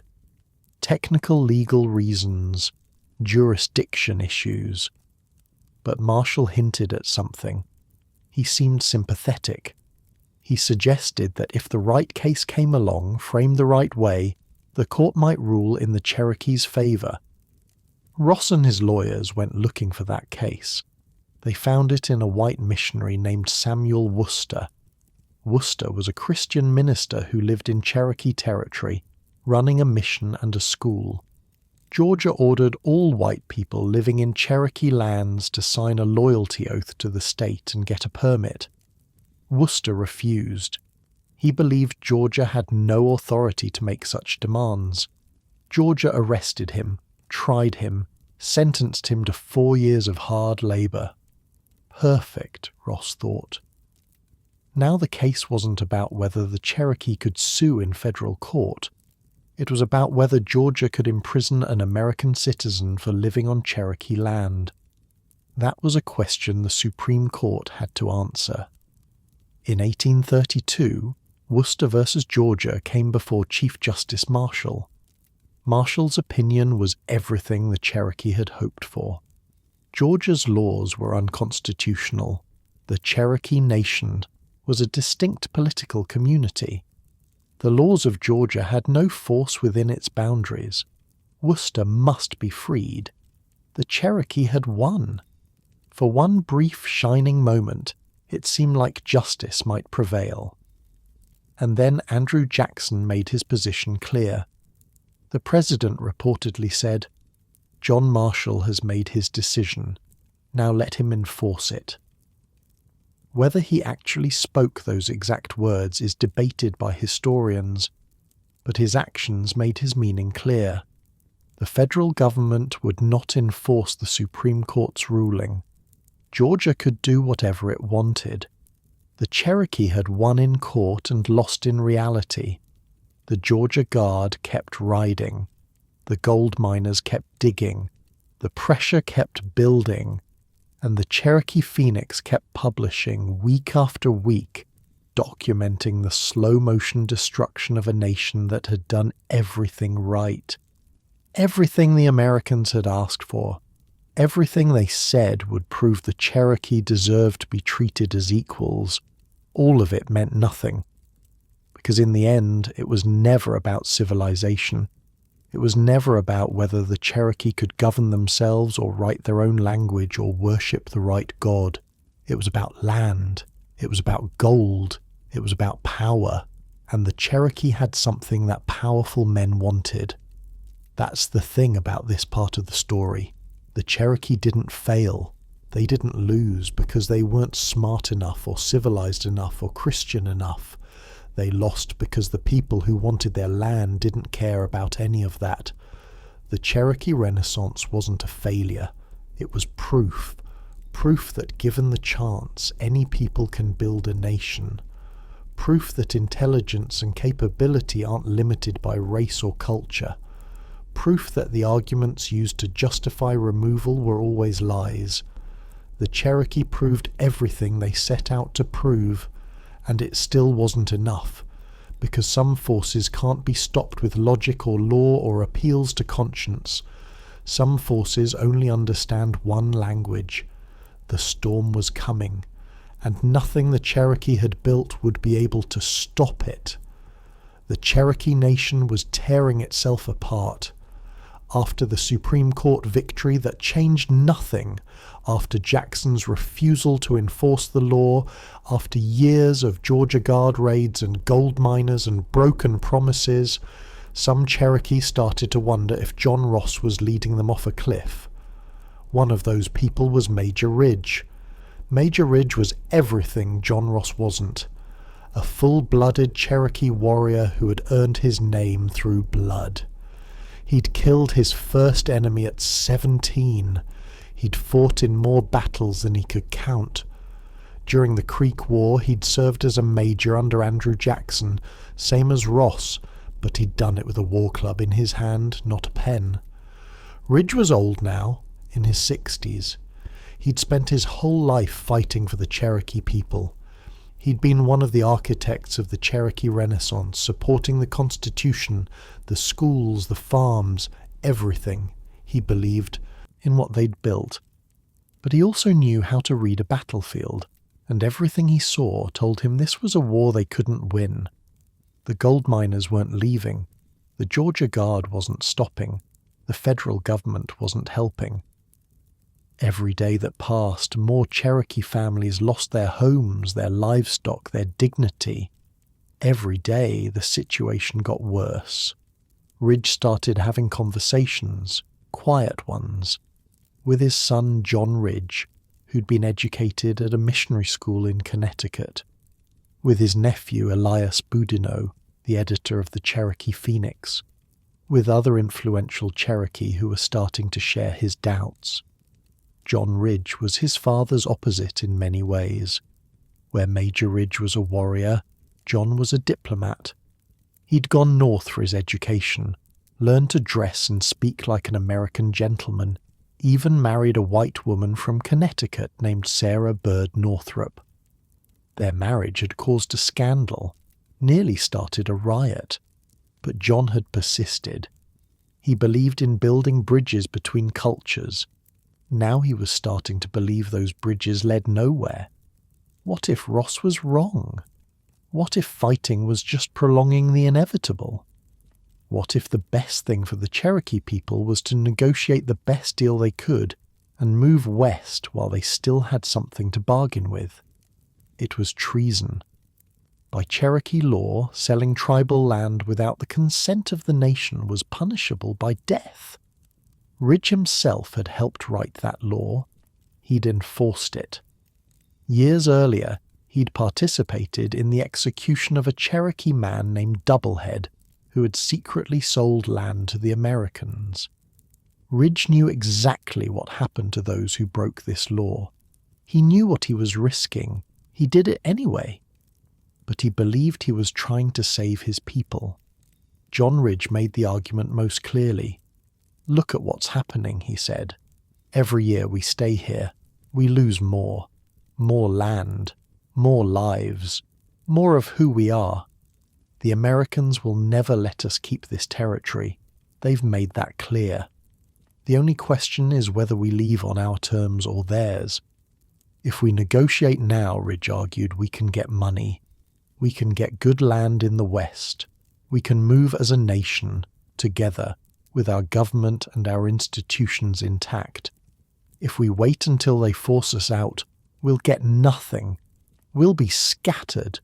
We'll be destroyed." Elias Boudinot was torn. He'd spent years using the Cherokee Phoenix to fight for his people's right to stay, but the Phoenix had been shut down by the Georgia Guard in 1834. They'd confiscated the printing press.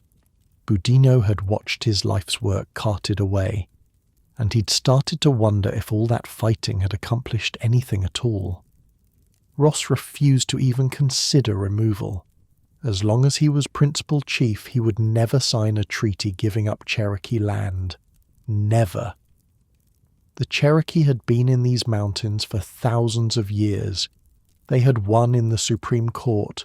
The law was on their side. To give up now would be to admit that law and justice meant nothing. The two factions hardened against each other. Ross and his supporters, the vast majority of the Cherokee people, became known as the National Party. Ridge, his son, Boudinot, and their supporters became known as the Treaty Party. Old friends stopped speaking to each other. Families split. The council meetings that had once united the Cherokee now became battlegrounds of accusation and recrimination. Boudinot resigned from the Cherokee Phoenix before it was seized, unable to continue advocating for a position he no longer believed in. Ross appointed a new editor who would toe the party line. The two men who had once worked side by side to build a nation were now on opposite sides of an unbridgeable divide. The American government watched all this with interest. They'd been trying to get a removal treaty for years. Ross wouldn't negotiate, but maybe these other Cherokee would. In 1835, federal commissioners arrived in Cherokee territory. They weren't there to meet with John Ross. They were there to meet with Major Ridge. The negotiations happened in secret. Ridge knew that if Ross found out, he'd do everything in his power to stop them. So they met quietly, away from the capital, away from the council, a handful of Cherokee leaders deciding the fate of an entire nation. On December 29th, 1835, in the town of Nuakota, a treaty was signed. The Treaty of Nuakota gave up all Cherokee land east of the Mississippi River. All of it. The mountains where their ancestors were buried, the sacred town of Chota, the fields their mothers had farmed. Everything. In exchange, the Cherokee would receive $5 million and new land in Indian Territory, present-day Oklahoma. They would have 2 years to prepare for the move. After that, they would be removed by force. The treaty was signed by Major Ridge, John Ridge, Elias Boudinot, and about 100 other Cherokee. Out of a nation of 16,000 people, fewer than 500 signatures, and most of those were family members and close associates of the Ridges. Major Ridge knew exactly what he was doing. As he signed his name, he reportedly said, "I have signed my death warrant." He wasn't being dramatic. He was being accurate. When John Ross learned what had happened, he was furious. This wasn't a treaty. It was a fraud. A tiny minority of Cherokee had sold the homeland of an entire nation without any authority to do so. The Cherokee Constitution required the approval of the National Council for any land sale. The council had never met, had never voted, had never authorized anything. Ross immediately began organizing opposition. He gathered petitions. Nearly 16,000 Cherokee signed documents denouncing the treaty and demanding it be rejected. That was almost every Cherokee man, woman, and child who could sign their name. He took those petitions to Washington. He lobbied senators. He made speeches. He wrote letters. He did everything in his power to stop the treaty from being ratified. The debate in the Senate was intense. Even some senators who supported Indian removal thought this treaty was problematic. It clearly didn't represent the will of the Cherokee people. It had been negotiated with a tiny faction that had no legal authority. Ratifying it would be rewarding fraud. Senator Daniel Webster argued against ratification. Senator Henry Clay argued against it. The treaty was obviously illegitimate, they said. To honour it would make a mockery of the entire treaty-making process. The vote came in May of 1836. The treaty was ratified by a single vote, 31 to 15, the bare minimum needed for approval, one vote. If one senator had changed his mind, the treaty would have failed. The Cherokee would have had more time. The political situation might have changed. Andrew Jackson's term was ending. A different president might have taken a different approach. But that's not what happened. The treaty passed, and the countdown began. The Cherokee had 2 years. John Ross didn't give up. He kept fighting. He kept lobbying. He kept hoping that somehow something would change. The new president, Martin Van Buren, was Jackson's hand-picked successor, but maybe he could be persuaded. Maybe public opinion would shift. Maybe a miracle would happen. Meanwhile, the Treaty Party was already making plans to move west. They believed they were doing the right thing. They believed that voluntary removal was better than forced removal. They believed that by acting now, they could control the process, could ensure that the Cherokee Nation survived intact in its new home. Major Ridge and his family left for Indian Territory in 1837, a year before the deadline. They wanted to get there first, to stake out good land, to prepare for the rest of the nation to follow. Some Cherokee followed them, a few hundred families who shared their belief that resistance was futile. They made the journey on their own terms, with their possessions, their livestock, their dignity. But the vast majority stayed. They stayed because Ross told them to stay. They stayed because they believed justice would prevail. They stayed because these mountains were their home, the home of their ancestors, and leaving felt like dying.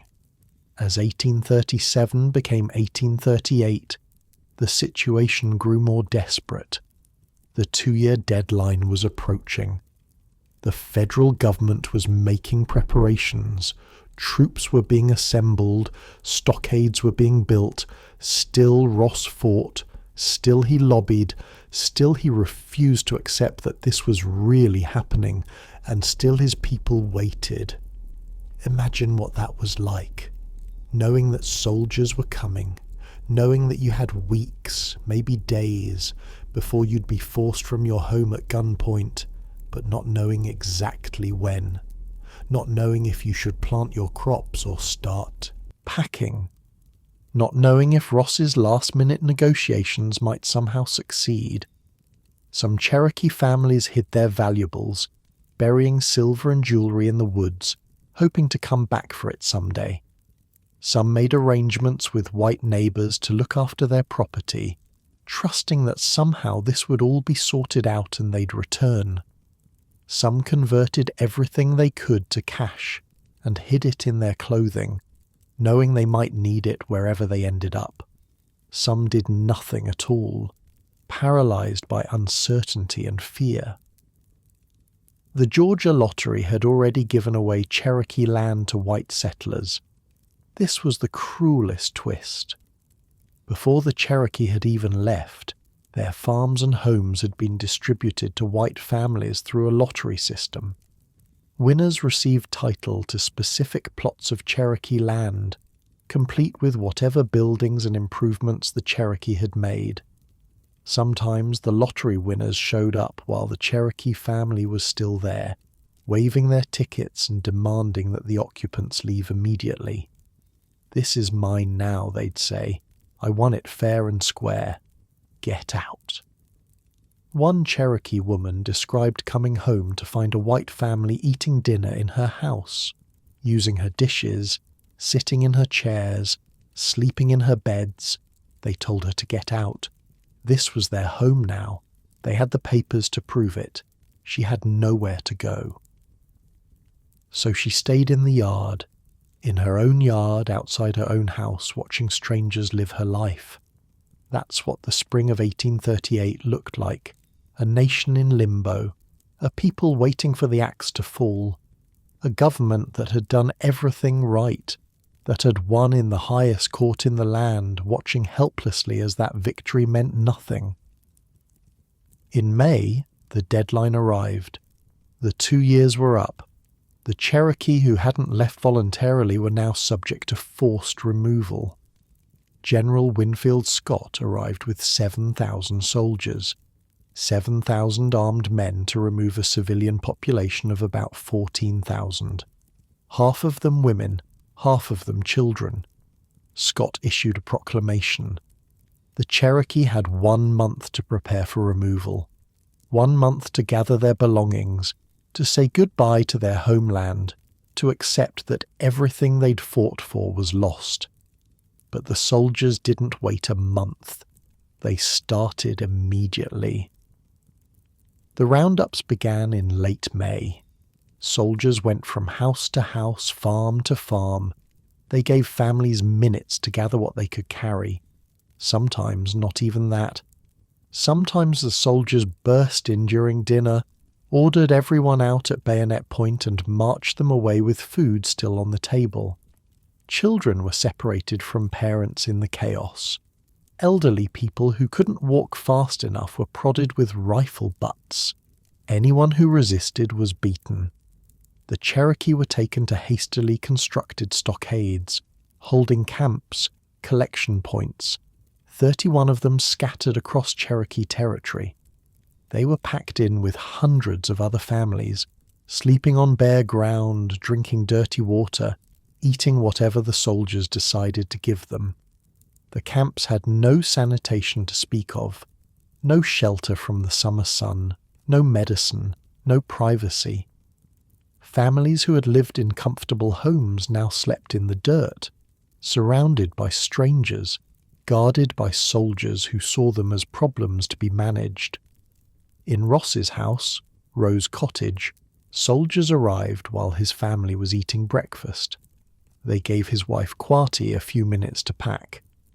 Then they marched the family away. Ross himself was in Washington, still lobbying, still hoping. He wouldn't learn what had happened to his family for days. White looters followed behind the soldiers. They moved into the empty houses. They dug up the buried silver. They took the livestock, the furniture, everything that couldn't be carried. Sometimes they didn't even wait for the Cherokee to leave. They looted while the families watched, helpless to stop them. The stockades filled up through June and July. Thousands of Cherokee crammed into wooden pens in the summer heat. Disease spread like fire through dry grass. Dysentery first, from the contaminated water, then measles, then whooping cough. Children and elderly people started dying. Every day new graves appeared outside the stockade walls. By some estimates, over 2,000 Cherokee died in the stockades before the march even began. 2,000 people. Gone. And the actual journey hadn't even started. And through it all, John Ross kept fighting, kept negotiating. He managed to get one concession. The Cherokee would be allowed to organize their own removal. They would march under their own leadership, in their own detachments, rather than being driven like cattle by the army. It was a small victory, but it was something, a last shred of dignity in the face of total defeat. The march was scheduled to begin in the fall, after the summer heat broke. The Cherokee would travel overland in groups of about 1,000 people each, 17 detachments in all. But they didn't know what was waiting for them. They didn't know about the winter that was coming, the harshest winter in anyone's memory. They didn't know how many more would die on the road. They didn't know that this march would become known by a name that would echo through history. They didn't know they were about to walk the Trail of Tears. But lying here in your warm bed, you know what's coming, and there's nothing you can do to stop it. Just like John Ross, just like the Cherokee mothers holding their children in those stockades. just like the old men who had seen everything, who had survived smallpox and wars and broken treaties, and who now faced the end of everything they knew. Some things can't be stopped. Some tragedies are too big, too powerful, too backed by guns and greed and the indifference of those who could have helped, but chose not to. The Cherokee were about to learn that lesson in the cruelest possible way. The first detachment left on October 1st, 1838. About 1,000 Cherokee gathered from the stockades, organized into a long column and pointed west. They had wagons for the elderly and the sick. They had a few horses and oxen. They had whatever possessions they'd been able to grab when the soldiers came. They had no idea what was waiting for them. The route stretched over 1,200 miles. From the mountains of Georgia and Tennessee, across the Mississippi River, into the wilderness of Arkansas, and finally to Indian Territory in what would become Oklahoma. The journey was supposed to take about 3 months. It would take much longer than that. The Cherokee called it Nuna Dal Suni, the trail where they cried. John Ross had negotiated the right for the Cherokee to manage their own removal. It was a small victory, but it mattered. Instead of being driven like animals by the army, the Cherokee would march in organized detachments, led by their own people, with their own physicians and conductors. They would maintain whatever dignity they could.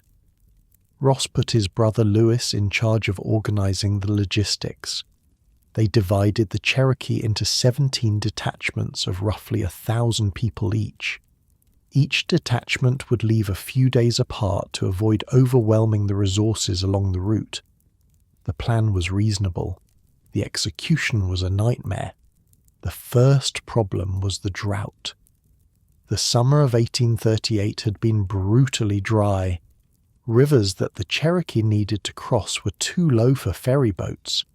The detachments had to wait, sometimes for weeks, until water levels rose enough to continue. Then came the winter. The winter of 1838 to 1839 was one of the harshest in living memory. Temperatures plunged below zero. Snow fell in sheets, day after day, piling up on the roads and trails. The rivers that had been too low in the summer now froze solid, trapping ferries and stranding detachments on the wrong side for days at a time. The roads became rivers of frozen mud that sucked at wagon wheels and swallowed shoes whole. And the Cherokee kept walking. Picture it. Really picture it. A column of people stretching back for miles along a frozen road. Old men and old women who had never travelled more than a few miles from their birthplace, now walking 10, 12, 15 miles a day through freezing rain and snow. Their clothes were thin, meant for Georgia summers, not Arkansas winters. Their shoes wore out and weren't replaced. Some wrapped rags around their feet. Some walked barefoot through the snow. Mothers carried infants, trying to keep them warm against their chests, breathing on tiny fingers to keep them from turning black with frostbite. Children stumbled along, too tired to cry anymore, their eyes glazed, their feet leaving bloody prints in the snow. Old people collapsed and couldn't get up. Sometimes their families stayed with them. Sometimes the column just kept moving, because stopping meant dying. The wagons were supposed to carry the sick and the elderly, but there were never enough wagons. People who should have been riding had to walk. People who couldn't walk anymore sometimes crawled. People who couldn't crawl anymore were left to die. The rations were inadequate, salt pork and flour mostly, not enough of either. People were hungry all the time, hungry and cold and exhausted and sick. Disease travelled with them. Dysentery, pneumonia, whooping cough, measles. People who had survived the stockades now fell ill on the road. There was no place to stop and recover. There was no medicine. There was only the trail stretching endlessly westward. Every day people died. The detachments carried their dead as long as they could, hoping to find a proper place to bury them. But sometimes there was no time. Sometimes the ground was too frozen to dig. Sometimes they had to leave bodies beside the trail, covered with rocks to keep the animals away, marked with whatever they could find. A private in the Georgia militia named John Burnett was assigned to escort one of the detachments. Years later, as an old man, he wrote down what he remembered. I saw the helpless Cherokees arrested and dragged from their homes and driven at the bayonet point into the stockades, he wrote. And in the chill of a drizzling rain on an October morning, I saw them loaded like cattle or sheep into 645 wagons and started toward the west. He described what happened when winter hit. On the morning of November the 17th, we encountered a terrific sleet and snowstorm with freezing temperatures. And from that day until we reached the end of the fateful journey on March the 26th, 1839, the sufferings of the Cherokees were awful. The trail of the exiles was a trail of death. Burnett couldn't forget what he'd seen. Decades later, the guilt still haunted him. Murder is murder, he wrote, and somebody must answer. Somebody must explain the streams of blood that flowed in the Indian country in the summer of 1838.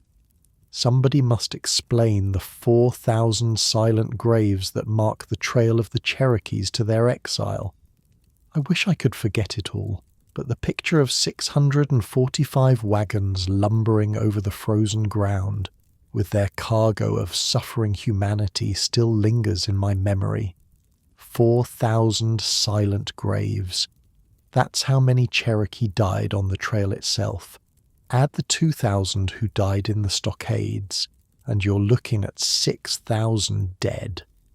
Out of a population of 16,000, more than 1 in 3.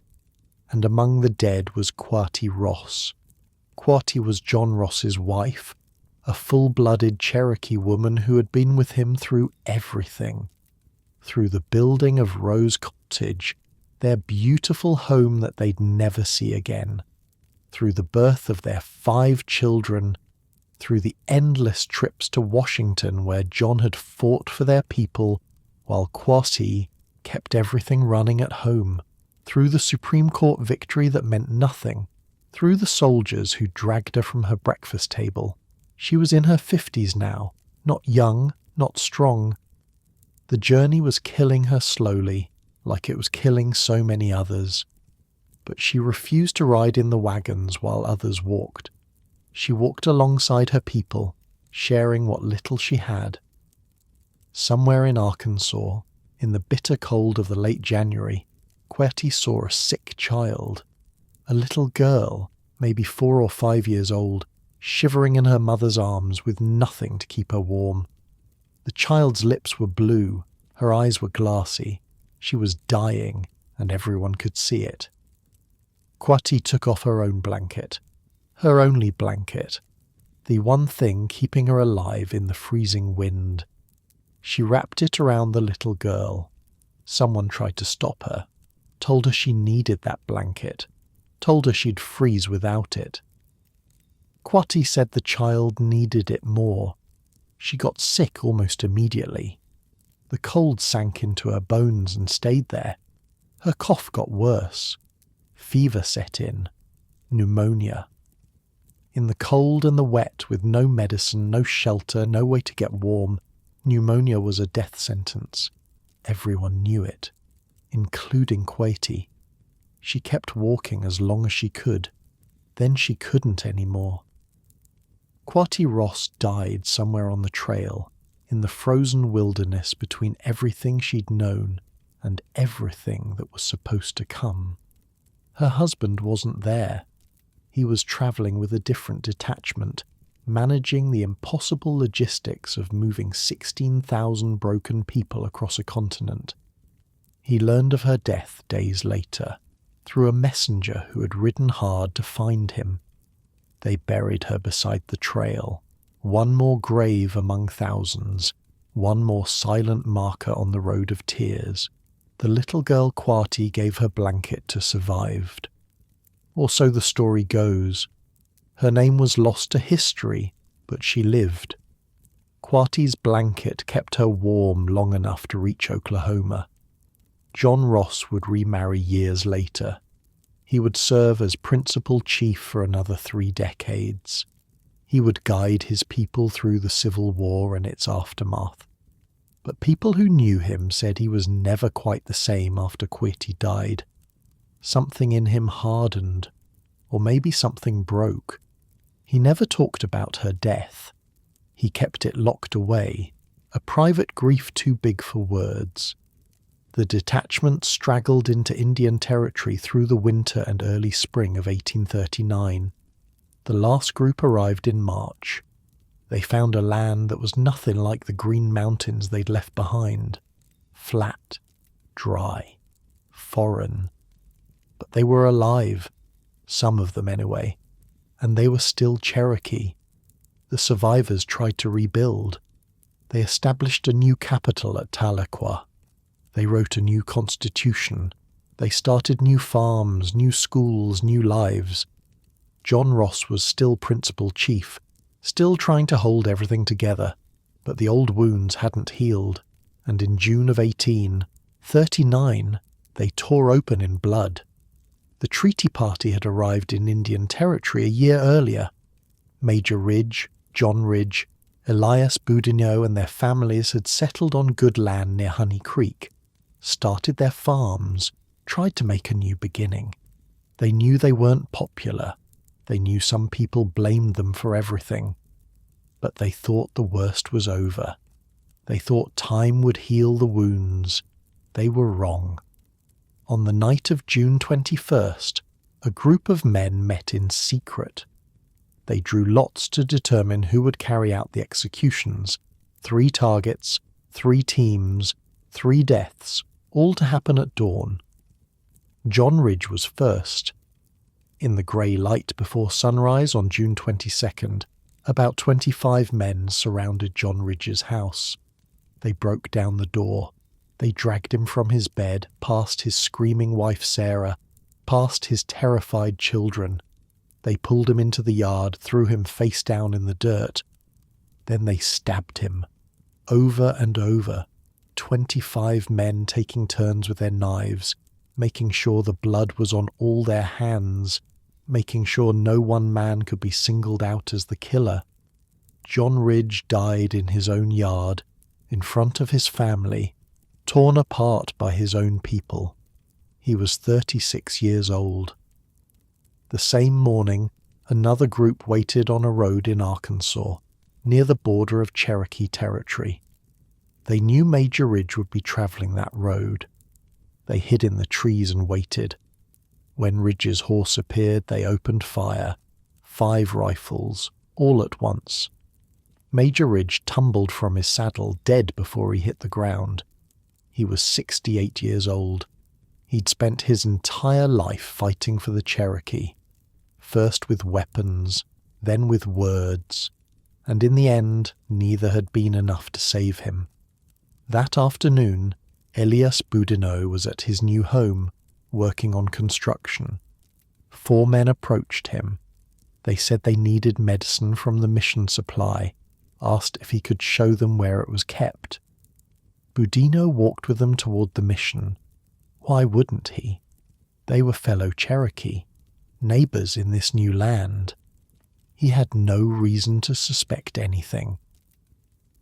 When they were far enough from the house that no one could see, they struck. One man drove a tomahawk into Boudinot's skull from behind. When he fell, the others stabbed him with knives. They left his body in the woods, split open and bloody. He was 36 years old, the same age as his cousin John Ridge, the man who had created the Cherokee Phoenix, who had given his people a voice, who had tried so hard to find a way forward. Dead in the dirt, killed by his own, The assassinations were carried out under the old blood law. The treaty party had sold Cherokee land without authorization. The penalty was death.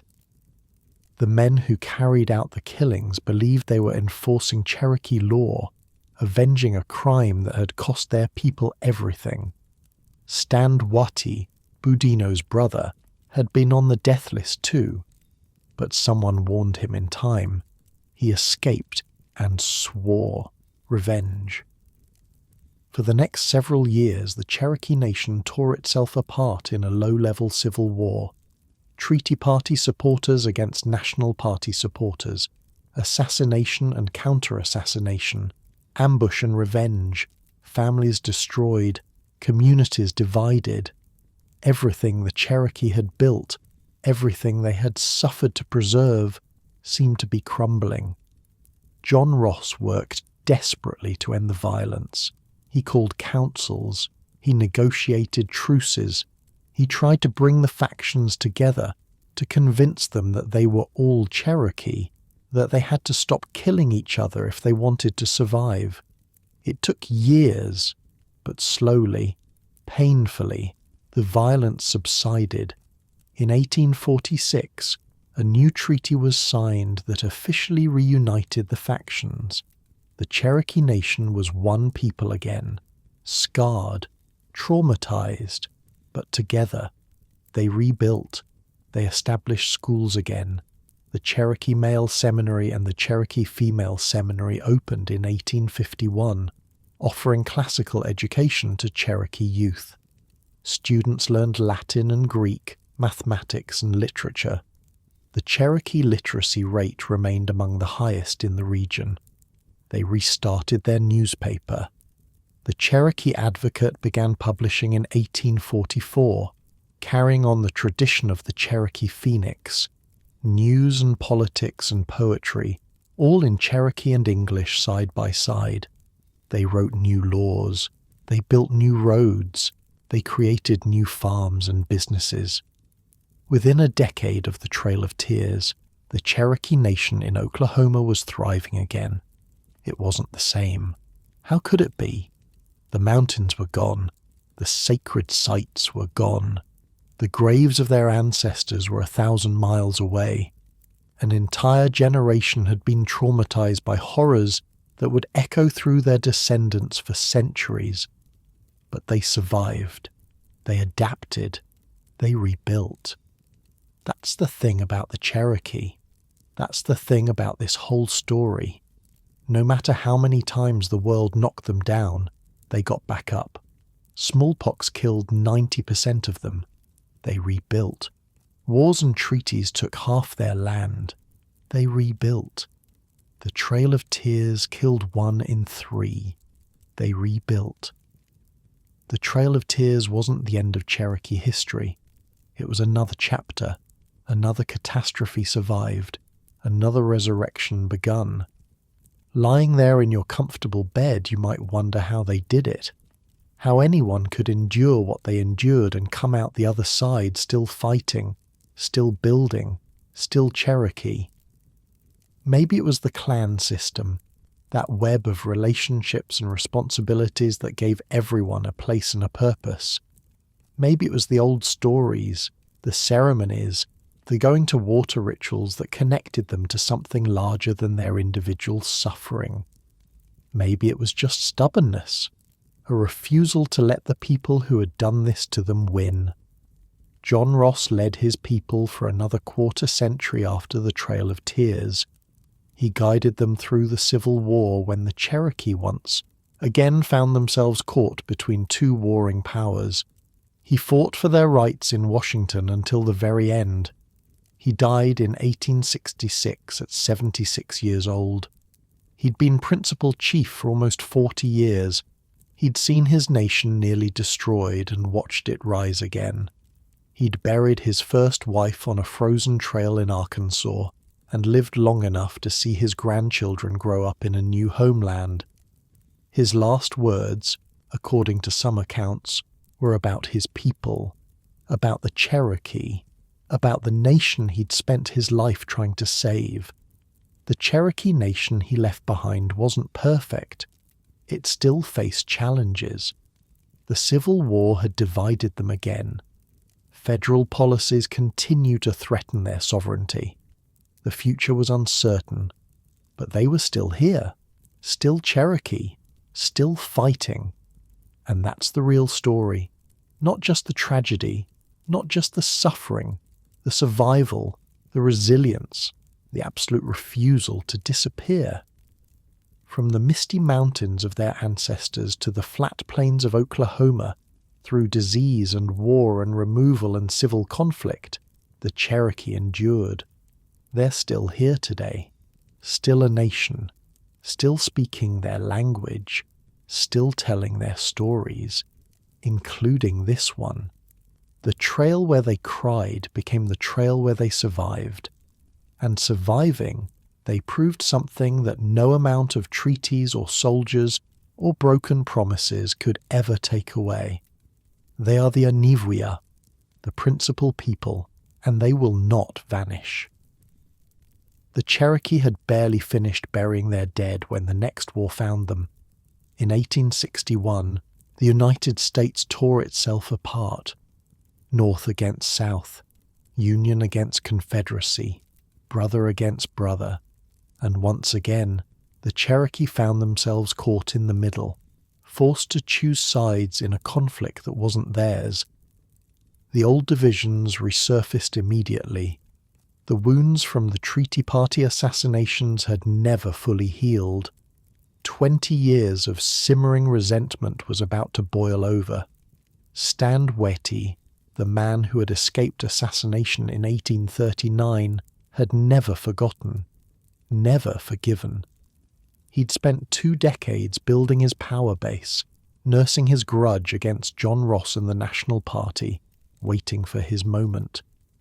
When the Confederacy came calling, he saw his chance. Watie threw in with the South. He raised a regiment of Cherokee cavalry and became a Confederate officer. His men were fierce fighters, hardened by years of frontier conflict. They became legendary raiders, striking Union supply lines with devastating effectiveness, burning wagon trains, capturing prisoners, disappearing into the hills before reinforcements could arrive. Eventually, Watie would rise to brigadier general, the only Native American to achieve that rank in the Confederate Army. He was 60 years old and still fighting, still proving something to the men who had killed his brother and his uncle and his cousin. John Ross tried to stay neutral. He was 70, years old now, tired of wars, tired of watching his people die for other people's causes. He'd already buried one wife on a frozen trail. He'd already lost one homeland. The Cherokee had already lost everything once. He didn't want to lose it again. But neutrality wasn't an option. The geography made that clear. The Confederacy controlled the territory surrounding the Cherokee Nation.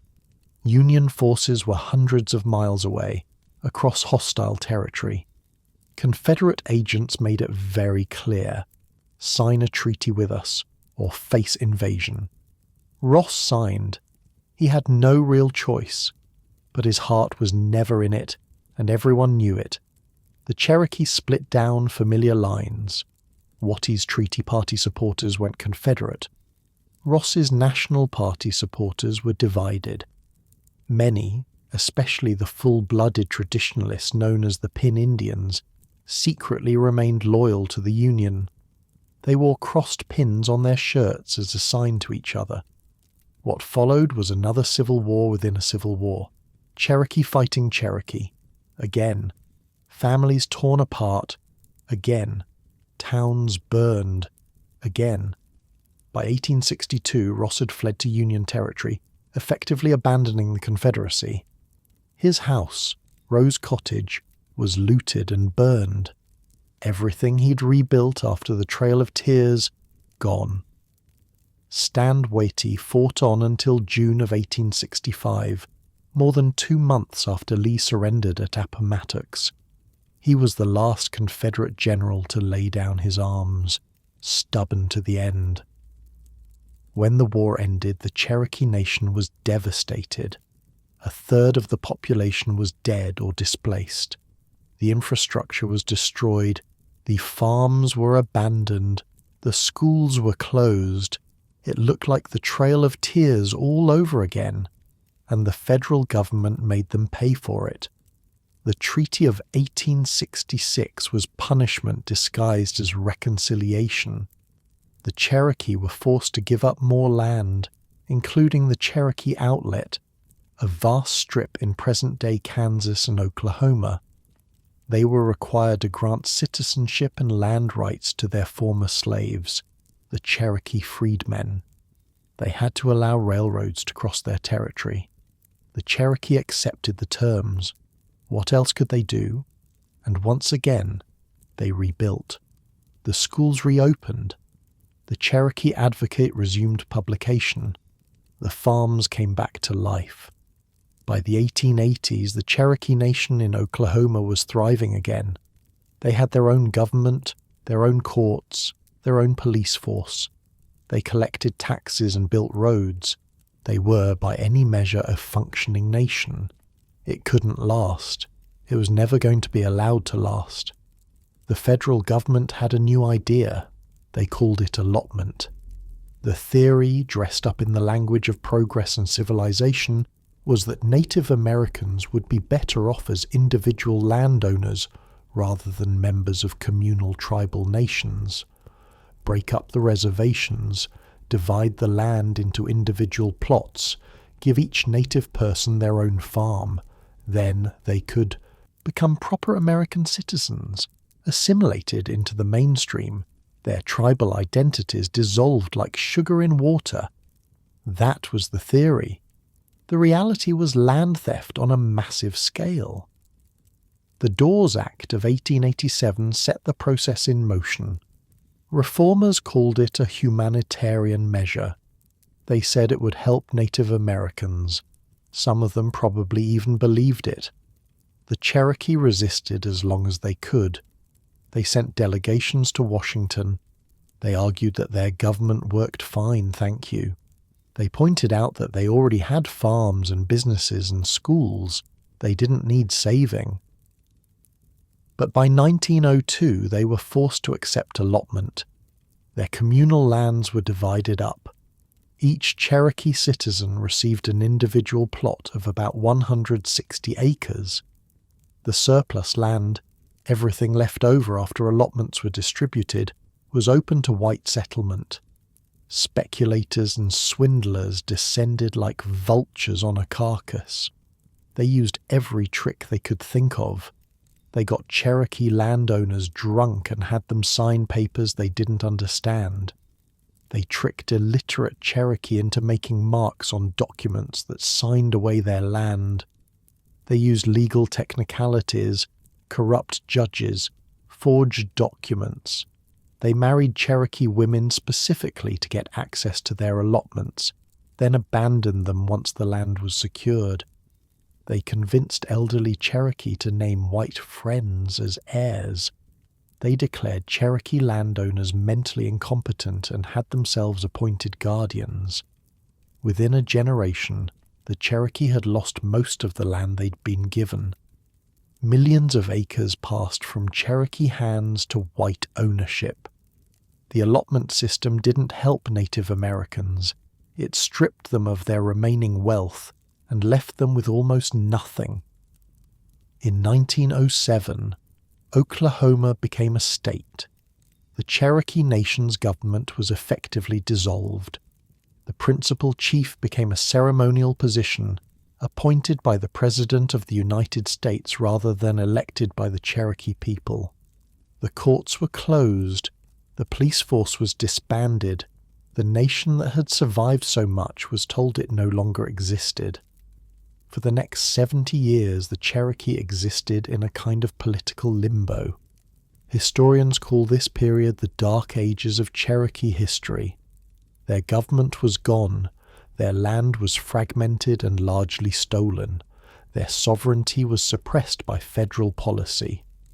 On paper, the Cherokee Nation had essentially ceased to exist. But paper doesn't capture everything. Paper doesn't capture the grandmother teaching her grandchildren Cherokee words in the kitchen. Paper doesn't capture the families who kept gathering for ceremonies, even when the government said those ceremonies weren't supposed to happen anymore. Paper doesn't capture the stubborn refusal to forget. The Cherokee didn't disappear. They never disappeared. Not when disease killed 90% of them. Not when they were marched 1,000 miles at gunpoint. Not when their government was erased by bureaucratic fiat.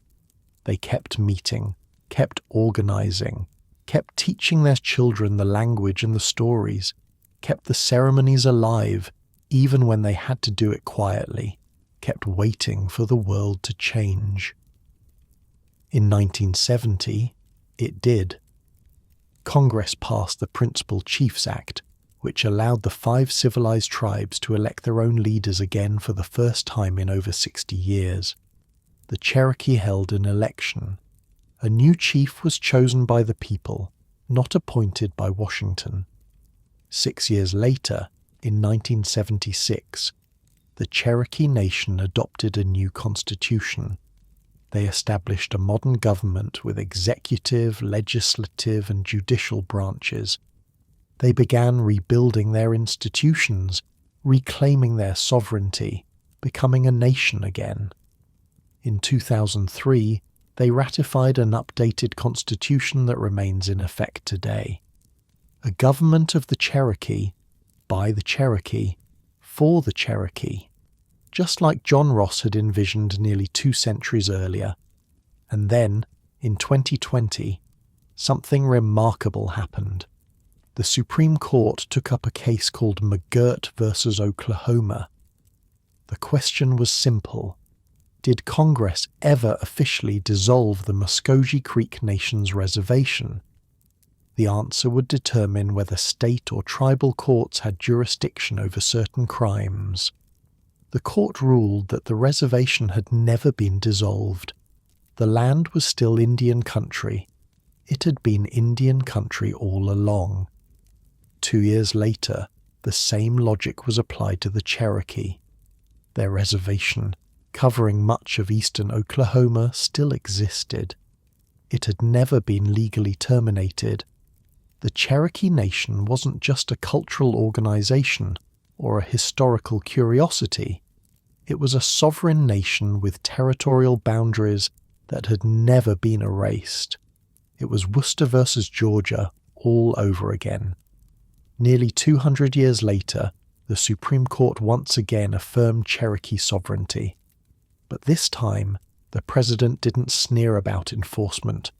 This time, the ruling stood. Today, the Cherokee Nation is the largest federally recognized tribe in the United States. More than 400,000 citizens spread across the globe, though the heart of the nation remains in northeastern Oklahoma.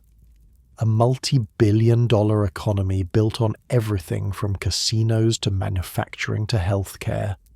Hospitals and clinics providing free medical care to Cherokee citizens. Schools teaching Cherokee language and culture to new generations.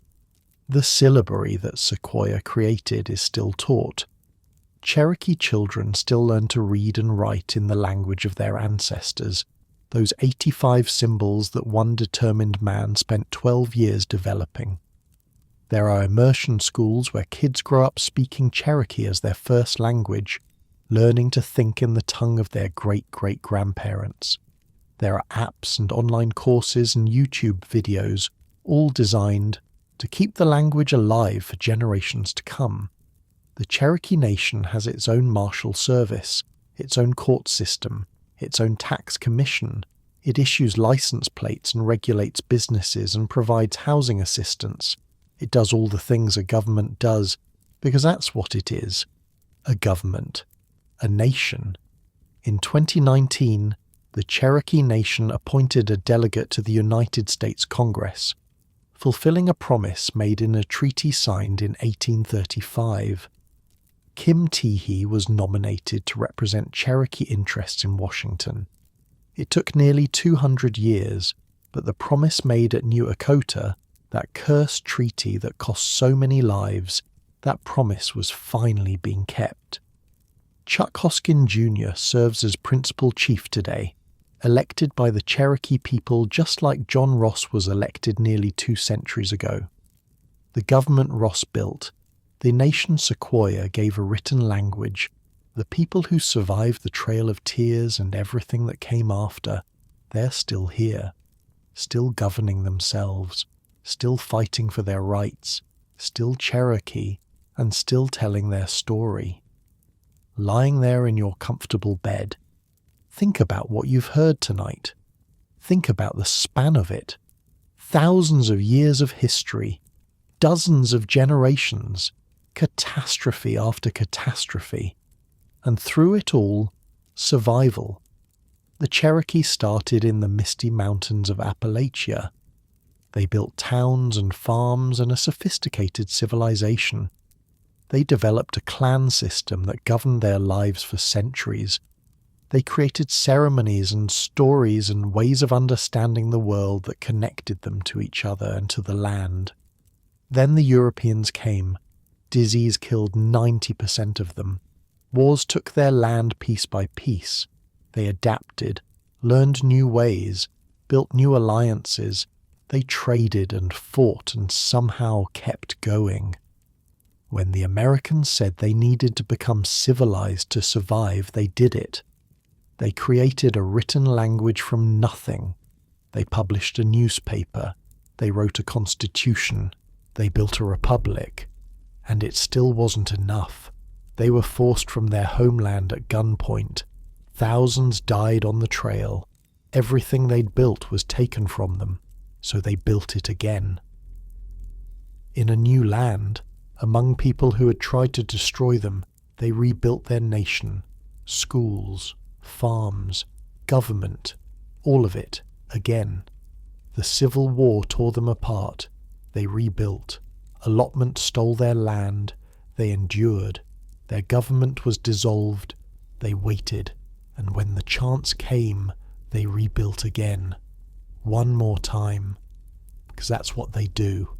That's who they are. The Cherokee are still here because they refused to stop being Cherokee. Through every disaster, every betrayal, every attempt to erase them, they held on to who they were.